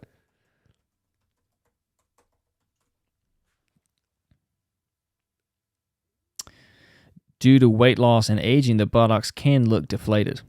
Oh, so it could, like, you mean it could deflate, like literally deflate, like it could look like a sagging balloon. Oh yeah. No. Oh yeah. Let's see what this has to say.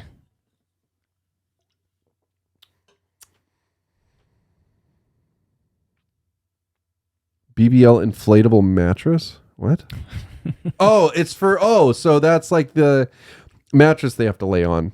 Oh, wow. Oh, they have the inflatable lounger. Ooh, Jesus. wow. All right.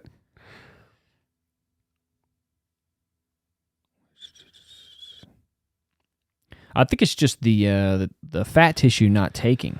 Right. How much does this all cost anyways? Like, how much are people actually paying for a BBL? Because that's the honest BBL question here. price. Because it's not insurance. You know what I mean? They don't cover by insurance. You have to pay for it.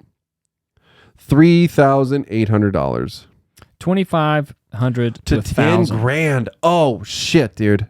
Wow. Wow, that's absurd. Yeah, it's not worth it. Really? Just develop a better personality. How about that? You know what I mean? Just like Yeah. get some different interests besides brunch. Right. Like that might fix it. Like figure out how to communicate with people properly, and maybe that'll also help. It's just about develop a sense of humor. Yeah. Yeah. Why not that? That's a tough thing to do, though. You know? I think paying $10,000 for a butt lift is harder. Like I don't know. mean, I apparently personally not. think that's harder. Just watch some stand up for a little bit, and you'll be fine. You know what I mean? Yeah. Take down the offensive like triggers in your head and just enjoy some comedy, and you'll save $10,000. Yeah. Yeah. Finding a woman with a personality is a treasure. Yeah. I mean, it just is. Well, I think that's like what's good about the generation that's coming up now, like the Gen Z kids. Because I think like with all the craziness that we deal with their generation, I think they all have better personalities now. Because I think like there's just more stuff going on in the world that allows them to be more independent and unique. You know, You talking I feel about like women? yeah, I feel like they just have better sense of humor, dude. Like I scroll Instagram now, and I find people's posts, and they make me laugh, and I'm like, dude, like people send me reels, and I'm like, fuck, I came up with that joke. Damn it. Like, you know what I mean? Like Sure, people yeah. are already funnier than me, and they're not professional comedians. You Yeah. know what I mean? So it's like I feel like humor is at an all-time high. in all reality. Yeah, I mean, there's so much access to get it out there. And I think like the way that memes spread, it's so the volume is so high that people develop humor fast, and I think that we've have a line of communication with jokes now that are so much more dynamic and diverse. And I think that like now we're getting to the point where like my stupid humor is universal. You know what I mean? Right. Because I feel like my brain, like whenever I come up with shit in my head and I laugh about it, I'm like, well, I can't tell anybody that because they're not going to get that joke. Yeah. I feel like people are now catching on to that. Yeah. You know, like I saw a joke, like how people make fun of Taylor Swift for taking a private plane everywhere. Yeah. Well, there's a clip where you see somebody modded a racing game, like a track racing video game, and they put a 747 and it's like driving around a track, and it said Taylor Swift getting a midnight snack. Dude, I laughed so hard at that because I was like, that's the kind of shit in my brain. Right. And I don't communicate it because I feel like nobody's going to think that's funny because they're going to think that's so stupid. That's funny. But people are posting shit like that all the time now. And it's yeah. like, yes, the time to be alive for me is great because now I have people that'll laugh at my jokes. For sure. You know? Yeah, dude. Like, it's so funny how like most of our communication is memes. Yeah. You know what I mean? Or That's funny the way, videos. That's and the way. Like that. And dude, I have a very odd relationship with some of my friends because some of my friends, I literally only talk to them through sending memes back and forth. Yeah. And the occasional ha ha ha ha ha. Yeah. That's all our relationship is now. Yeah. But it's always friends from like 6 years ago. You know, friends that I hang out with now, I'll send some stuff, but like otherwise I'll be like, yo, what's up today? What are you doing? Right. Yeah. But like if it's a friend from like 6 years ago, it's literally just memes. Yeah. And that's it. Yeah. You know? That's the only way you can really keep a friendship going these days. It's memes, bro. It's just sending that stuff back and forth. Because like, I'll be honest, I have nothing against it. It's actually kind of great when I get something from a friend and I'm like, oh, that was funny. Oh yeah. Or like if it's like looks like it's personalized, like it's something that I'm into or whatever. I'm like, oh. And then also same sort of thing. If I'm bored and I'm looking around on like Instagram, I find something that like fits my friend's personality. I'm like, send that to him. Then he'll get a little dopamine rush and also a little emotional. Oh, he thinks of me. Yeah. You know, because that's like what it is. It's like you like want to curate something for somebody. Yeah. You know, it's like when you ride in a car, or if you have somebody in your car and you don't listen to your music you usually listen to, you listen to something that you think they would like. Oh yeah, yeah. You're curating an experience for them. Is that how you'd put that? Curating? Curating, yeah. I'm gonna look up what that word means. Curating. You're tailoring something for somebody. To curate is a person who is invested in the care or cure of souls of a parish. Oh, that's the religious term. Here, it's just a curation definition. It's like curate is just presenting A priest something. of the lowest rank. Well, that is me. I'm no better than an altar boy. To be in charge of selecting and caring for objects to be shown in a museum or a form. Yeah, so basically you're showing a collection of something to fit somebody's interest. Yeah, That's all it is. You're curating an experience. His morning spent curating a radio show that books the industry's newest acts should feed into this nicely. Okay, yeah. No, I get it. Do you know what a sommelier is? Yeah. Sommelier? A wine expert. Wine expert. Yep. Yeah, somebody who's like an absolute bona fide, certified expert in wine. Exactly. They are some of the most obscurely talented people you'll ever know because they are so expert in something so abstract and weird. Yeah. But when you actually look at their job description, because they make a lot of money. Sommeliers? But Sommeliers? sommeliers. Yeah, so sommelier. Somalians. Sounds like a Somalian. Yeah. Yeah. So anyways, they're pirates. Yeah, exactly. Yeah, thank you. Sommelier. So they their job description though is technically in hospitality because they're technically your personal servant in the wine world. That's kind of what it is. Like you're curating an experience for a guest based on your expertise in wine. So that's their job. So even one of the most prestigious, hardest achievable goals in the service industry is technically just being a curator. Being a curator. Yeah. Wow. Yeah. Yeah, I hear people talk about, wine, and I'm just like, I don't know if you...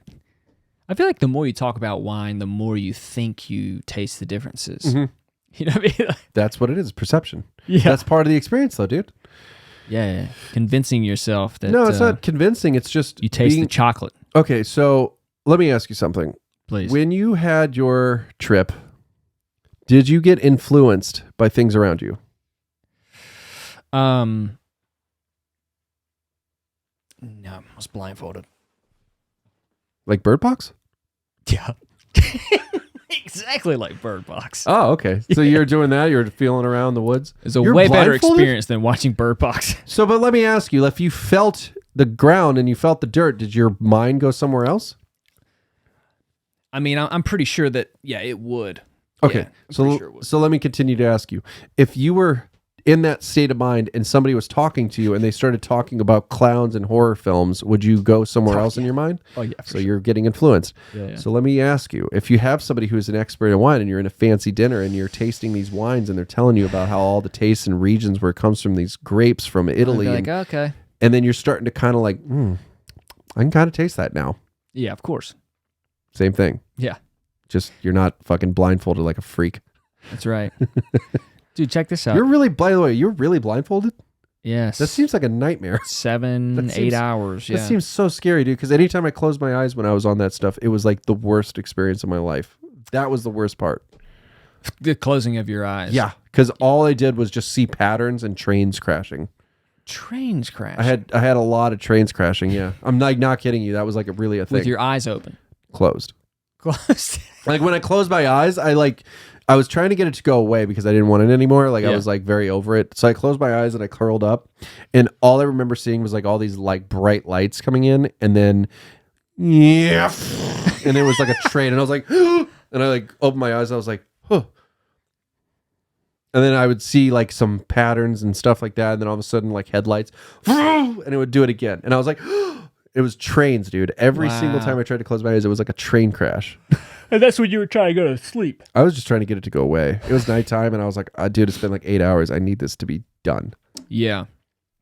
I feel you on that. Anyways, so what were you saying? That's fascinating. It is torture for children. Students who went to a $4,000 a month therapy camp for troubled teens lift the lid on the heinous abuse. Oh, God, dude, that's terrifying. Wow. Oh, Netflix God, is The Program, Cons, Cults, Kidnapping. Docuseries is set to reveal the harrowing experience of these enrolled in the academy at Ivy Ridge in Ogdensburg, New York. The co-ed private boarding school, which was established in 2001, had more than 500 pupils at its height, with tuition fees of up to like $4,000 per month. But its reputation was soon marred due to its unorthodox methods that saw students dehumanized and treated like prisoners. I'm laughing because it's horrible. Oh, that's so scary, dude. Well, here's the thing about it. Hey, listen to your parents so you don't have to go. Yeah, pretty much. That's the lesson, right? That's the lesson. Yeah. Yeah. Did you ever see the South Park? This hurts me more than it hurts you. I don't want to use my firearm. Anyways, but did you ever see the South Park episode when they think Butters is gay and they send him to the conversion camp? Yeah. It's a good one. Oh my God, dude. It just reminds me of that. How like they like open the door. They're like, here's your new roommate. And they open the door and the kid's hanging there. They're like, actually, we'll go to this room. Here's your new roommate. Yeah. Dude, it was so good. Oh, man. I just love how he the whole time never knew the guy was gay. Like he had no idea what the gay part was. Like that was the funniest part of that episode is Butters was so innocent. Yeah, he didn't even know what gay was. Yeah. Yeah. And at the very end, he was like, well, I guess I'm just bi-curious because he thinks that's just him being curious about religion or whatever. He's like, well, I guess I'm just bi-curious. And then his dad goes, well, Butters, I guess I'm just a little bi-curious too then. And everybody starts laughing. And then he just goes, wait, what? And it just credits. It's probably one of my favorite episodes, actually. That was genius. It really is one of the greatest show. It's got to be the greatest show. It has to be at this point, yeah. Is that Cuomo? What happened? Oh, because of the he mishandled nursing homes. Yeah, that was a crazy situation. Do you remember that? Subpoenaed by Republicans for what? No, I never heard about this. Yeah. controversial nursing home policies. According to a copy of the subpoena and an accompanying letter, I did hear about this. yeah, Okay. ordered mandating nursing homes admit patients positive with COVID-19. Yeah, that was what got the numbers up or whatever, right? Yeah, not only did the former governor put the elderly in harm's way, but he also attempted to cover up failures by hiding the true nursing home death rate. Yep, I heard about that. Yep. Let's see here. It appears the politics, not medicine, was responsible for these decisions. The blah, blah, blah, blah, blah, blah, blah, blah, blah. The governor issued an order that no resident shall be denied readmission or admission to the nursing home solely based on a confirmed or suspected diagnosis of COVID-19. That order required healthcare professionals to admit patients with COVID-19 in nursing homes that also housed healthy residents who were not infected. Later, in May of 2020, the Cuomo administration rescinded the policy. In July of that year, the New York Department of Health reported that 6,400 individuals died of COVID in nursing homes. I remember In 2021, the report by the Attorney General discovered that many more had died and that Cuomo's administration was responsible. In addition to the March 25 order itself, there's also troubling evidence suggesting that Cuomo administration, at best, downplayed its impacts and at worst covered them up. Yep. So, yeah. I remember, that was going on, man. It's pretty wild, dude. So much was going on in 2020. It's so interesting to go back. You see all this stuff coming out now, and it's finally acceptable to say. Yeah. But 4 years. Mm-hmm. You couldn't say anything, yeah. What? That's crazy. But when you think about Vietnam, yeah, and it took decades to really come out and be able to talk about it. Yeah, and there's reasons for it, obviously. But it's faster now. But it's only instead of a decade or 2 decades, it's 4 years. Yeah, and the media still has a way of slowing down the ability to. Well, I mean, most of that is because of what BlackRock or whatever owns all the media. Is that what it is? Yeah. So they just don't want you to say anything. So no news networks are reporting on it. Well, yeah, I mean, but also, the pharmaceutical companies that obviously are funding all these media companies. Well, and I mean, what's also really funny is because I had really bad side effects from the vaccine. I had really bad side effects, I was fine with getting vaccinated at the time, because in my head I was like, well, whatever, what's the worst that could happen? You know what I mean? I'll just do it and just get this over with. Yeah. And, I had some negative side effects. And then I'll be honest, dude, I was nervous to say that. I'd be talking to people pretty and I'd fucked be up. I don't know why I can't tell people that I feel like I didn't get a positive outcome from it. But, and obviously I haven't done any boosters or updates or whatever at all. I stayed far away from it. Yeah. And, obviously it's whatever at this point, because it's all over with. You could say whatever you want, really. But yeah, at the time I was like, dude, I feel like I'm going to get called into question if I tell people that. They're going to think I'm some conspiracy theorist if I tell them I had vertigo from it. Because I did. I had really bad vertigo. Yeah. And it's just one of those weird times, bro. Well, that's the lack of free thinking that these free thinkers think they have. Yeah. I mean, really. Yeah. If you can't accept that somebody was hurt by something, and you will only be able to convince yourself that there's nothing bad that could ever happen from this, well, then you're not actually thinking. Well, and the other thing is the idea that you should just trust doctors. Okay, some doctors, sure. Yeah. But all doctors? Bro. Right. My parents, okay, so my mom, who's had a lot of issues health-wise in the last few years, she gets seizures. So she was put on this medication to help prevent seizures from happening. And it was, I can't think of the drug name now. Keppern. It's called Keppern. Mm-hmm. And she was put on this medication and she had to take it I think it was once a day or twice a day or something like that. She did it for years. And I noticed over the years that my mom constantly sounded like she was drunk. She was forgetting things, and there's a lot of medical complications. And I'll be honest, I didn't know how to take it. I didn't know what was going on. Yeah. But it felt like a completely different person for years.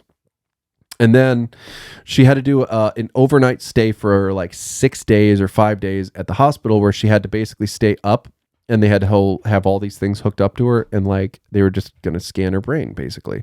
And what they discovered was Keppern was the culprit. This medication was the thing that was causing brain fog. and it was deteriorating certain things that were messing up her cognitive abilities. And so she was pulled off of it, and she found out that it actually has a lot of those side effects, and they're pretty common. And a lot of people sued the companies and doctors and all that for putting them on it because it didn't need to be a factor at all. Like, she didn't need to be put on it at all, but she now has all these negative side effects she's dealing with long term. And, you know, my parents were never like untrustworthy with doctors because we have great doctors in St. Louis. Yeah. But this made them question everything. You know what I mean? So they finally were like, you know what? It's like, we cannot just take everybody's word for it. We got to vet everything because there's no way to know, you know, that doctors are all universally great. They're not. Yeah, because they're all practicing medicine. It's a very random world, you know, and everybody's not perfect. Yeah, and it's never good to be like, you can't talk about this. Yeah, because what the fuck? How else would we get better, dude? No. It's How like, dare it's you not speak political. like that, Joe? Yeah, but that's my point. It's like, it should never be political. It should just be objective. Like, look, hey, it doesn't work for me. I'm not taking it. There you go. The only reason it was political was because of the mainstream media. Yeah, and it was because an election was coming up that year. But like, it's really, this is something that no one ever really talks about as much as they should, is how against the vaccine every Democratic politician was while Trump was in office. Yeah. Operation Warp Speed. Operation. That's what he called it. I think it was Warp Speed to get the vaccine. Really? Operation Warp Speed. Yeah. Oh, it is Warp Speed. I never knew that. Yeah, public-private partnership initiated by the United States government in May of 2020 to facilitate and accelerate the development, manufacturing, and distribution of COVID-19. So, but every politician, democratically, I didn't know that. Was like, oh, I'm not gonna take this if he's. Oh, it's because if he's Trump. Gonna rush the you, vaccine. Like, I'm not gonna. And then when the switch happened, you got to get it. Yeah. This is the greatest thing ever. Yeah. Joe Biden's getting a videotape of him taking the shot. You know, everybody's videotaping. You know, and it's like, I just remember watching that, and I'm like, oh, if you can't see that, that's like, this is a political switch. Yeah, for sure. Like, that's but then nobody talked about it. Yeah. Well, I mean, like, what's funny about the whole thing is like that it was such a crazy time, that it was so weird, and everything was happening so fast that like it like became like a different reality for 2 years, and then all of a sudden we're back to normal, and we now will look back on it like, what the shit were we doing back then? Yeah. Like, you know what I mean? It just was a weird world, dude. I got really sick like a month ago, and I have not been that sick in like a year or so. Probably like 2 years or something like that. Like, I got somewhat sick last year, but like, this was like, dude, I feel like I'm dying. Like, this is awful. Jeez. And I realized it's mostly because I spent 3 years in masks or whatever, like basically 2 years in masks, and not getting any kind of anything in my system. And my body was not developing any resistance to any of this shit. You know what I mean? And now, had no natural immunity. No immunities, exactly. Yeah. So now I'm like feeling the impacts of that, and I was like, holy shit, we literally lived in bubbles, basically. That's fucking crazy. Yeah, and that's just not healthy. It's just not, dude. Yeah, we're living like the Japanese men. Yeah, exactly. Jacking off to hentai and not getting sick. With a mask on. Yeah, with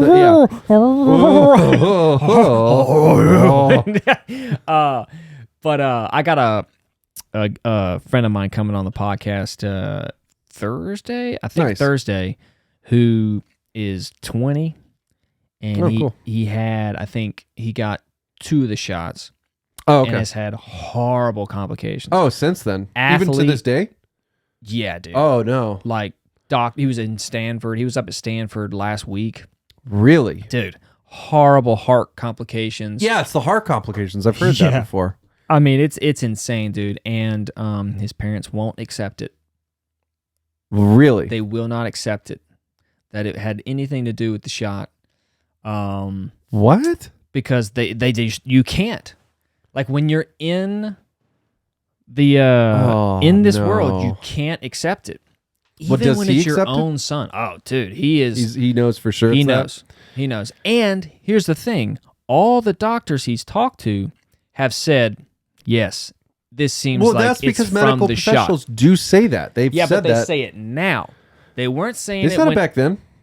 To me, they did. his doctors weren't. Oh, his doctors weren't, but mine So thankfully did. They did say some they're of like, them yeah, were they're not like- able to accept the fact that it So- could be coming from the shot. But now, since 2 years have man. passed, every doctor's like, Yeah, we're seeing yeah. this way more.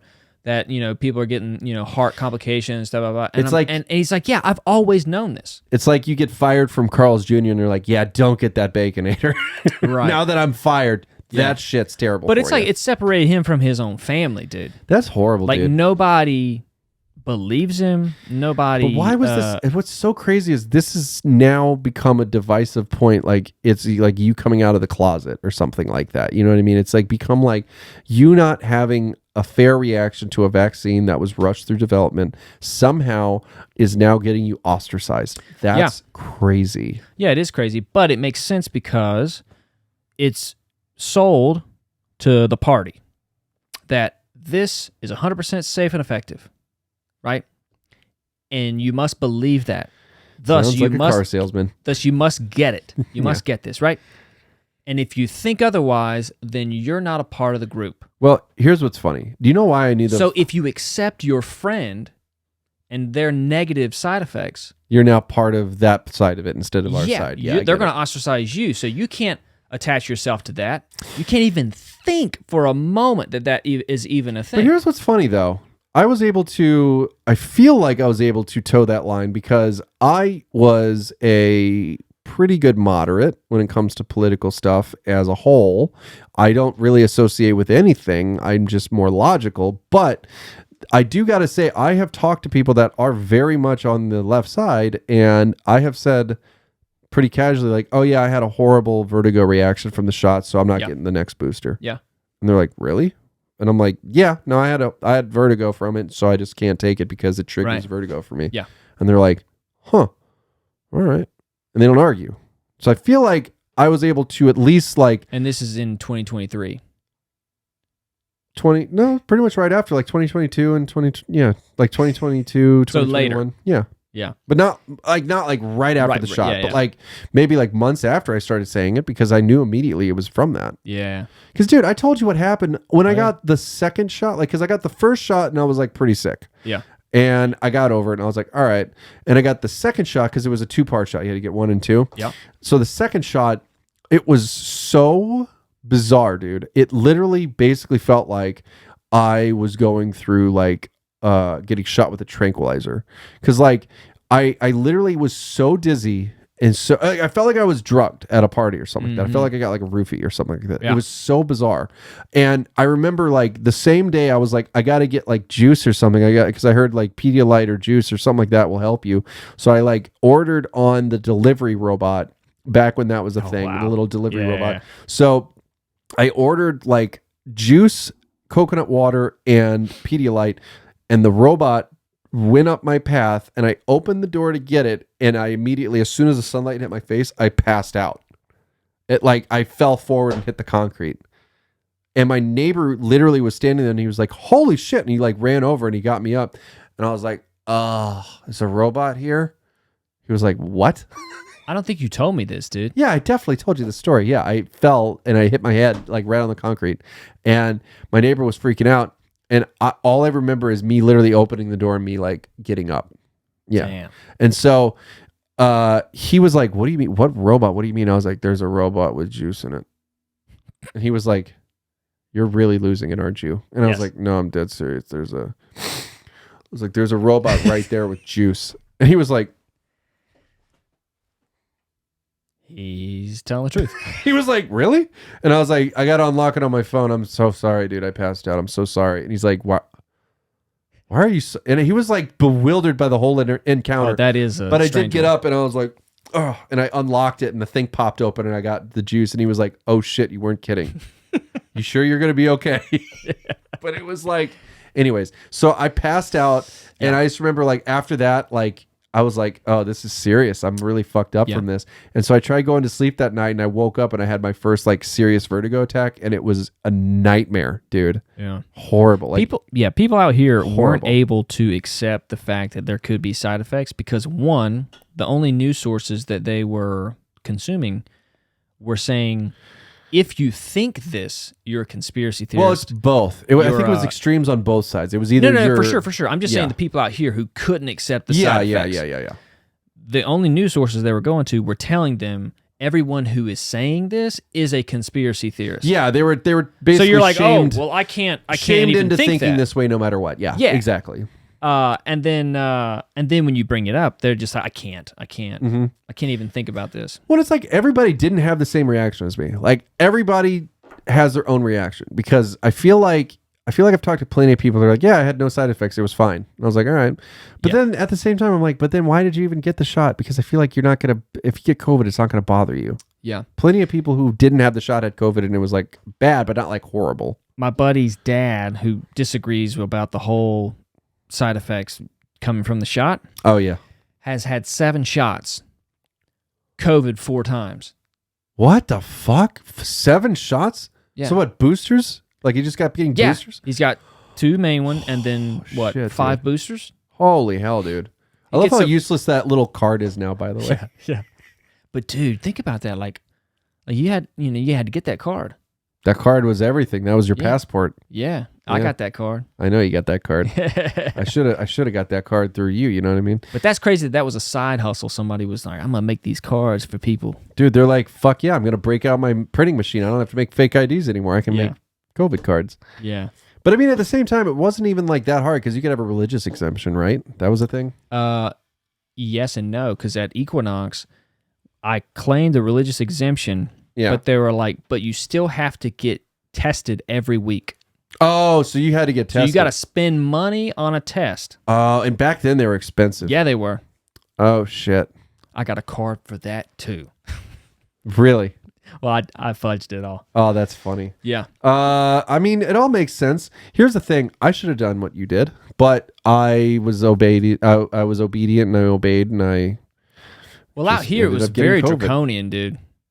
It's like every industry, every company was like demanding you do it. Dude, I couldn't go into restaurants without the card. Dude, I was talking to somebody the other day and I was like, dude, can you remember how crazy it was? Like employers were demanding you get vaccinated. And he was like, no, they weren't.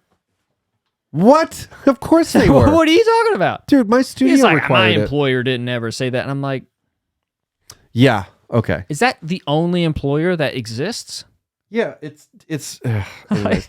But what's so funny about it is like it's really weird actually because I look back on that year, specifically 2020, pretty fondly actually. Weirdly enough, even though a lot of shit happened to me, I was pretty fond about it because it actually kind of became like kind of stress-free for me because I was coming off of doing a lot of work. I was directing commercials for an agency. And right before COVID happened, I was able to make kind of a lot of money. And I was fully planning on letting that ride for a few months. And that's why I joined Equinox. I was like, you know what? I'm going to take 2 months off. I'm going to get in shape. And that's how I met you. And I was like literally planning on kicking back up into the crazy work schedule around March, April, maybe even May. I forgot when it was. But we were like doing pitch meetings and we had all these commercials lined up. And I was like, okay, I had 2 months of fun, January, February. I've had some fun. I'm going to get back into the crazy work, kill myself again over this. And then COVID happens. Mm-hmm. And then the agency's like, hey, by the way, those projects we were on, they're getting pushed to December. And I was like, December? He was like, yeah. I was like, oh, things are really shutting down, huh? And then a week later, he texts me, hey, man, yeah, those are just all canceled now.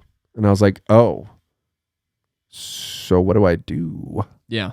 You know? Yeah. And then it just became like, well, I still have a good amount of money from last year, so I guess I'll just hang out. Then it became like kind of like a summer vacation for me. Yeah. You know? And then I got a kidney stone, so that was fun. Dude. Remember that? I thought you were dying. I was, dude. It was awful. But that hey, was pretty crazy. But hey, good memories though, because you taught me how to walk again. Oh yeah. Do you remember that? Yeah. Dude, the first time training after the kidney stone or like after the initial craziness of the kidney stone was you teaching me how to run. Yeah. Because I never knew there was a lot to it, but there was. And Yeah. we went to that park behind Ralph's. Yeah. It's like, dude, there was like, those are great memories, man. Yeah. I love that time. That was a lot of fun. That was great, man. Yeah. I was able to start You became business. independent. Yeah. Yeah. Mm-hmm. And I would never have made that leap. No. Yeah. I just never would have done it. Yeah. Yeah. So it is pretty crazy what it did. Yeah, man. And I don't know. It's just like it was cooking all the time because I had the time to do it. Like I was cooking every was meal. cooking. I'm back to cooking, by the way. So I'm Oh, finally yeah? cooking. Yeah, I'm back to cooking again All finally. right, good. But I mean, like, but that time was like significant because I was like, every day I was like, what am I going to cook today? And I'll just walk over to the store and get the ingredients. It was like literally like living like a teenager again. It was cool. Like you just kind of did whatever you wanted that day for me. Like it was a great time. Yeah, I'm nostalgic for it. As insane as it was like fun. No, I enjoyed it. I mean, I know a lot of people had a rough time, but for sure. And dude, if you had kids or you're living with somebody you didn't like, oh, bro. Oh yeah, the amount of relationships, I need to see that stat. Domestic violence was way up that time. Yeah. Like that time of the pandemic or whatever. Domestic violence was like all and time then breakups. Divorces probably went Divorces up were too. huge, and also alcoholism went up. Oh yeah, dude. Like people were like drowning their worries and stuff like that with alcohol or drug use. Like, oh, dude, it was probably like a nightmare for some people.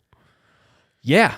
And also, I'm thankful, again, because I kind of skated by with being able to write off of the money I made for a little while, at least for like 4 or 5 months. So I was like chilling. But people who were like actually having to work in that chaos, like probably, like if you worked at Starbucks, like good Jesus, bro. I mean, having to like tell people to like back up 6 feet or whatever all the time. Those weren't even open, were they? They did become open, and then you had to like just like I forgot, like it was such a weird thing to remember, but like I remember like the Starbucks by my place in Santa Monica did actually end up opening up, and they like you could go inside, but you could only go inside a little bit, and like there was like all these tables and chairs that were like blocking your like path. Yeah, so you I had to remember like that. Yeah. walk in with a mask on, and then you had to be like, here's my order number, and they're like, okay, give us 25 minutes. Yeah. And then they like, you know, bring it over to you, and then you have to like walk up after they walk back to like take it. Wasn't fun. Dude, that was not fun. The week of the craze of whatever was going on, COVID. Mm-hmm. Whatever it's called. I think it might have been the shutdown, the week of the shutdown. I go into a coffee shop. I go into Phil's. Did I tell you this? Yeah, but I have another story for you to go over. Yeah. And I got a muffin. Yeah, I remember you told me this. They put it on a plate. They didn't put it on a plate for me, and I was like, "Hey, that was like I enjoyed the plate." Yeah, well, it makes sense. It's part of the experience. It's a messy muffin. And I was like, "Can I get a plate?" And he was like, "No, we're not handing out plates anymore. I don't know where your hands have been." Yeah. I said, "What?" Yeah. And he was like, kind of like sassy about it. Yeah. And I'm like, whoa, is this giving people the excuse to just be assholes? Pieces of shit? It was, dude. It was. And it really was. It was for sure that, dude. You could really see how people were like, oh, shit. It was a very tense time for people. Yeah, because like dude, the story I was going to tell you is the last day at Equinox. Yeah. Before they shut down, we trained, but then afterwards I went onto the treadmill and I just wanted to like do a cool down or whatever. So I was just doing kind of like a jog, and I was on a treadmill, and there was like 4 people in front of me, and that was like all the people that were in the gym at the time because everybody was starting to back out of it. Right. And I remember as I was doing my little jog, I took a drink of water and it went down the wrong pipe, and I started coughing like, and I look up, and all 4 were just like dead staring me. Yeah. And I was like, that's funny. like, oh, this is how it's going to be now. Like, Damn. you can't cough in public, I guess. Oh, dude, I realized immediately, I was like, cool, this is what it's going to be like. Yeah, I mean, coughing in public changed so drastically. Like, dude. Like, I didn't even want to think about people, like, it being a bad thing. Yeah. But, like, every time someone would, you're just kind of like... Yeah, you kind of, like, have that thought, even if it's, like I you're know not I'm not going to die it. from COVID, but I don't want to get it either. It's that thought, but you're also, like, slightly scared for them because you know people are going to hate them for that. It's like secondhand empathy. Yeah. Like where like you hear somebody sneeze and you're like, oh, that poor guy. Yeah. Like, fuck, that guy's going to get yelled at right now. And then, it's funny because you'll watch other people and they're like, yeah. and then they'll look at you like, yeah. Do you support are you- him? Yeah. Are you with him? Are you going to can you sneeze too? believe that? Yeah. It's coming in front of me. Hold this torch. Yeah. Exactly. Why aren't you picketing? But no, it's Yeah. so funny though, because like what I was going to say is like when you said it was like an excuse for people to be pieces of shit. Yeah. It's 100% that, but it also was like complicated because, you know, in the beginning, I wasn't like super scared of the virus, but I was like wary about it because I was starting to hear about the ventilators and I was like, okay, so I have asthma, so this might kill me. So I remember there was like one of the first weeks when they were like doing the like 6 feet apart, have a mask on when you go inside or whatever. I went to Whole Foods in Venice and they had us line up outside like school children, you know? Yeah. And we were like 6 feet apart, 6 feet apart, 6 feet apart, 6 feet apart. And I was trying to be a good friendly neighbor, so I didn't obviously have any problem with that. Yeah. I wasn't going to be a piece of shit and be like, why are we doing this? But there was one guy, this guy, I think I obviously told you this story. I think I had to have. But there was a guy who rode up on his bike and he stood literally like right next to me and he goes, is this the line to get in? I was like, yeah. He's like, all right.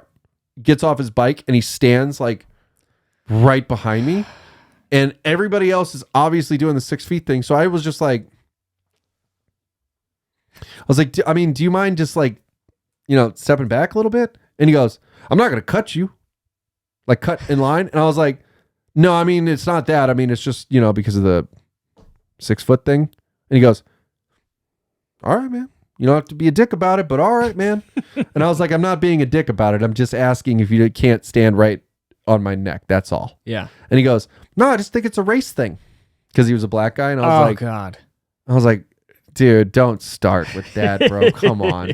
And then it just elevated to him and me just being like, yelling at each other basically. And then what's so funny about it is the security guard comes out and knows that he's being the problem. Yeah. And he gets on his bike and he goes, and he just goes, so wait till I come back, bro. Wait till I get my piece. And he just rides away. Great. And I was just like, whatever. Yeah. Anyway, so then we start going in and another black guy that was in line walks right up to me as I was getting like oranges or whatever. And he goes, man, I hated how he threw the race thing in there, man. And I was like, yeah, what are you going to do, dude? We live in LA. He was just like, man, I just hate that shit, bro. I hate that shit. Yeah. And I was like, and he asked me, he's like, what was that over? Did he like sneeze on you?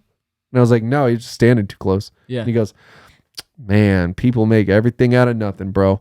Yeah, people are stressed right now, bro. Yeah. And I was like, yeah. So I just was like, that's what it is now. I guess people are just stressed out. They're going to fucking fight me over standing right next to me, I guess. Yeah. They'll use anything.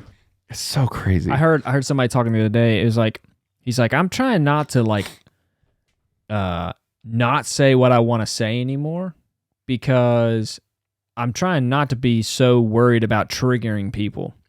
Because he goes, because if you're walking around with a loaded gun, yeah, and you just decide to go off and shoot it, he's like, that's on you, and you need to go to therapy. Yeah. And I was like, damn, I mean, that's true. It is. I mean, obviously, you don't want to be an asshole. You don't want to be an asshole, and you also don't want to be like. But like, if me just saying something to you is going to make you lose your fucking mind, Yeah. dude, Mm-hmm. you need some help. Yeah, bro, you need help. Because I mean, Don't we all? Well, I mean, you need help, but like at the same time, you like, you know, I think like in general, people just need to get better understanding on how to manage their anger, stress, whatever. I mean, It's hard. it's hard because it's like telling somebody who's addicted to drugs, you're addicted to drugs. It's like, it's hard to like tell them the problem as they're experiencing the problem. You know what I mean? Telling somebody Yeah. they have an anger problem is like, that's signing up to get yelled at because Yeah. they have an anger problem. And emotional health is very similar to physical health. Yeah. When you tell someone that they need to change it, you know, like as a Yeah. trainer, and I tell somebody, hey, you need to lose weight. Yeah. You're not doing this right. And they're like, well, how dare you tell me? Yeah, because Like, it's my body. Yeah. I take care of my body. And you're like, a little bit. You know? But the ironic and then when you part call about- somebody out for being angry, it's Yeah. like, hey, I'm not angry. Mm-hmm. Like, this isn't even me angry. Well, here's I could what's be really funny. angry. So there's two things here. Like when you say about like people that you're training and they get offended when you say they're overweight, it's like, well, you have a trainer. Isn't that what you pay the person for? Right. And it's even hard for me to Yeah. have that conversation, let alone Well, if because you don't somebody want to else did offend it. somebody, and you also don't want to like tell them that in like an aesthetic way. You're trying to tell them for a health reason. Yeah. and also an ability reason because they will have more stamina and ability if they have less weight on them. But anyways, number 2, if you tell somebody they have an anger problem and they get angry, it's hard because you're like, well, why would I say this to you if I didn't think you had a problem? You know what I mean? Right. So it's like, But they're thinking, well, you're not a therapist. yeah, but So what I'm do you also know? experiencing what you're giving off, which is anger. Right. No, I know. I totally So why would I agree. go out of my way and risk my life telling you that if it wasn't true? You know what I mean? Yeah. Well, I don't. Yeah, you don't want to accept that. That's a hard thing. It's a really hard thing to. I mean, Courtney and I were at Disney the other day. When'd you go? Yeah, we went Sunday. Oh, We went nice. Sunday, I went actually when I got sick, like right before I got sick. So Oh, I think nice. I got sick from Disney. But anyways, yeah. But yeah, we were talking. And it's like that we're trying to, and this is the hardest thing in life, right? The hardest thing is to take as much responsibility for your life as you can, Yeah. right? Without shrugging it off and blaming somebody else, and becoming somebody that you don't have to be, Right. by thinking that like somebody else owes you something, or because Yeah. that turns you into somebody. Yeah. It's not the best type of person. Right. If you can tell yourself, hey, you know what, I like this, I would like to do this, I'm gonna try the best I can, but I'm also not gonna get mad at anybody for not putting me in that position. So let me or ask you, giving me something. You had this thought in Disney, so this was about you getting a churro. Yes. Yeah. That was it. Yeah, that was what this all was a reference to. Yeah. Got it, okay. Well, I mean, you see so many interactions at Disneyland. Disney's such a fascinating place to people watch. Oh, it's so the best. fascinating. It's the best, dude. I just stood around and just stared at people and watched people and thought about life. You know what we did last time we went to Disney this last time? What's We that? went to Blue Bayou. You ever been there? Do you know what that is? No, is that the inside restaurant? Yeah, the restaurant at Pirates or whatever that you sail by. We were talking about doing that next So- time. It's very hard to get in. It's Yeah. like the wait is like 3 months long to get on Oh, the list or wow. whatever. And it's like nearly impossible apparently because like right when spots become available, they're taken. Mhm. But there's a secret that we found out that if you go, they open at 11 o'clock in the morning. If you go around like 10:30, 10:45 and you kind of wait by the doors, and Mhm. as soon as they open, you could talk to the hostess and be like, hey, can you fit 2 in for lunch? And they go, yeah, we had a dropout. Can you come back in 30 minutes? And you go, yeah. So sometimes it works. Sometimes it does not work. I've heard a lot of people tell me it never works, but Okay. that's what we did, and we got right in. Got We it. went up and we're like, hey, Nice. 2 for lunch. Are you guys have any spots? And they're like, yeah, we got one at like 12:30. Can you come back? We're like, yeah. They're like, cool. Come back around like 12 and talk to us, and then we'll get you in. I was like, great. Damn. So that's how we got in. But I will say it's very much worth it. But what's also funny is when you go in there, you see like families of people, and then you're just like, dude, that bill is going to be like $1,000. Like, Yeah. why would you go to Blue Bayou if you have like a wife and like 4 kids or like an aunt or a grandma and go? And I'm like, dude, that is so expensive. 2 people, it's manageable. I mean, it's like, it's expensive, but it's not bad, Yeah. and the food's really good. It's like that's a really high, it's like a 5-star restaurant kind of. Oh, It's really good, dude. To Like hang. legit. So it's totally worth going to, but if it's only 2 people, great. If you have like Yeah. a group of people, don't fucking go, dude. That's wild. It sounds like every time I like go there and I'm seeing like the dad's like in his little Hawaiian shirt and he's just like looking at the bill, just like What am I doing with my life? it's like the whole hotel bill right there, dude. Oh, For fucking Monte Cristos. damn. Monte Cristos. Yeah. Well, dude, this is fun, man. It's good to be back.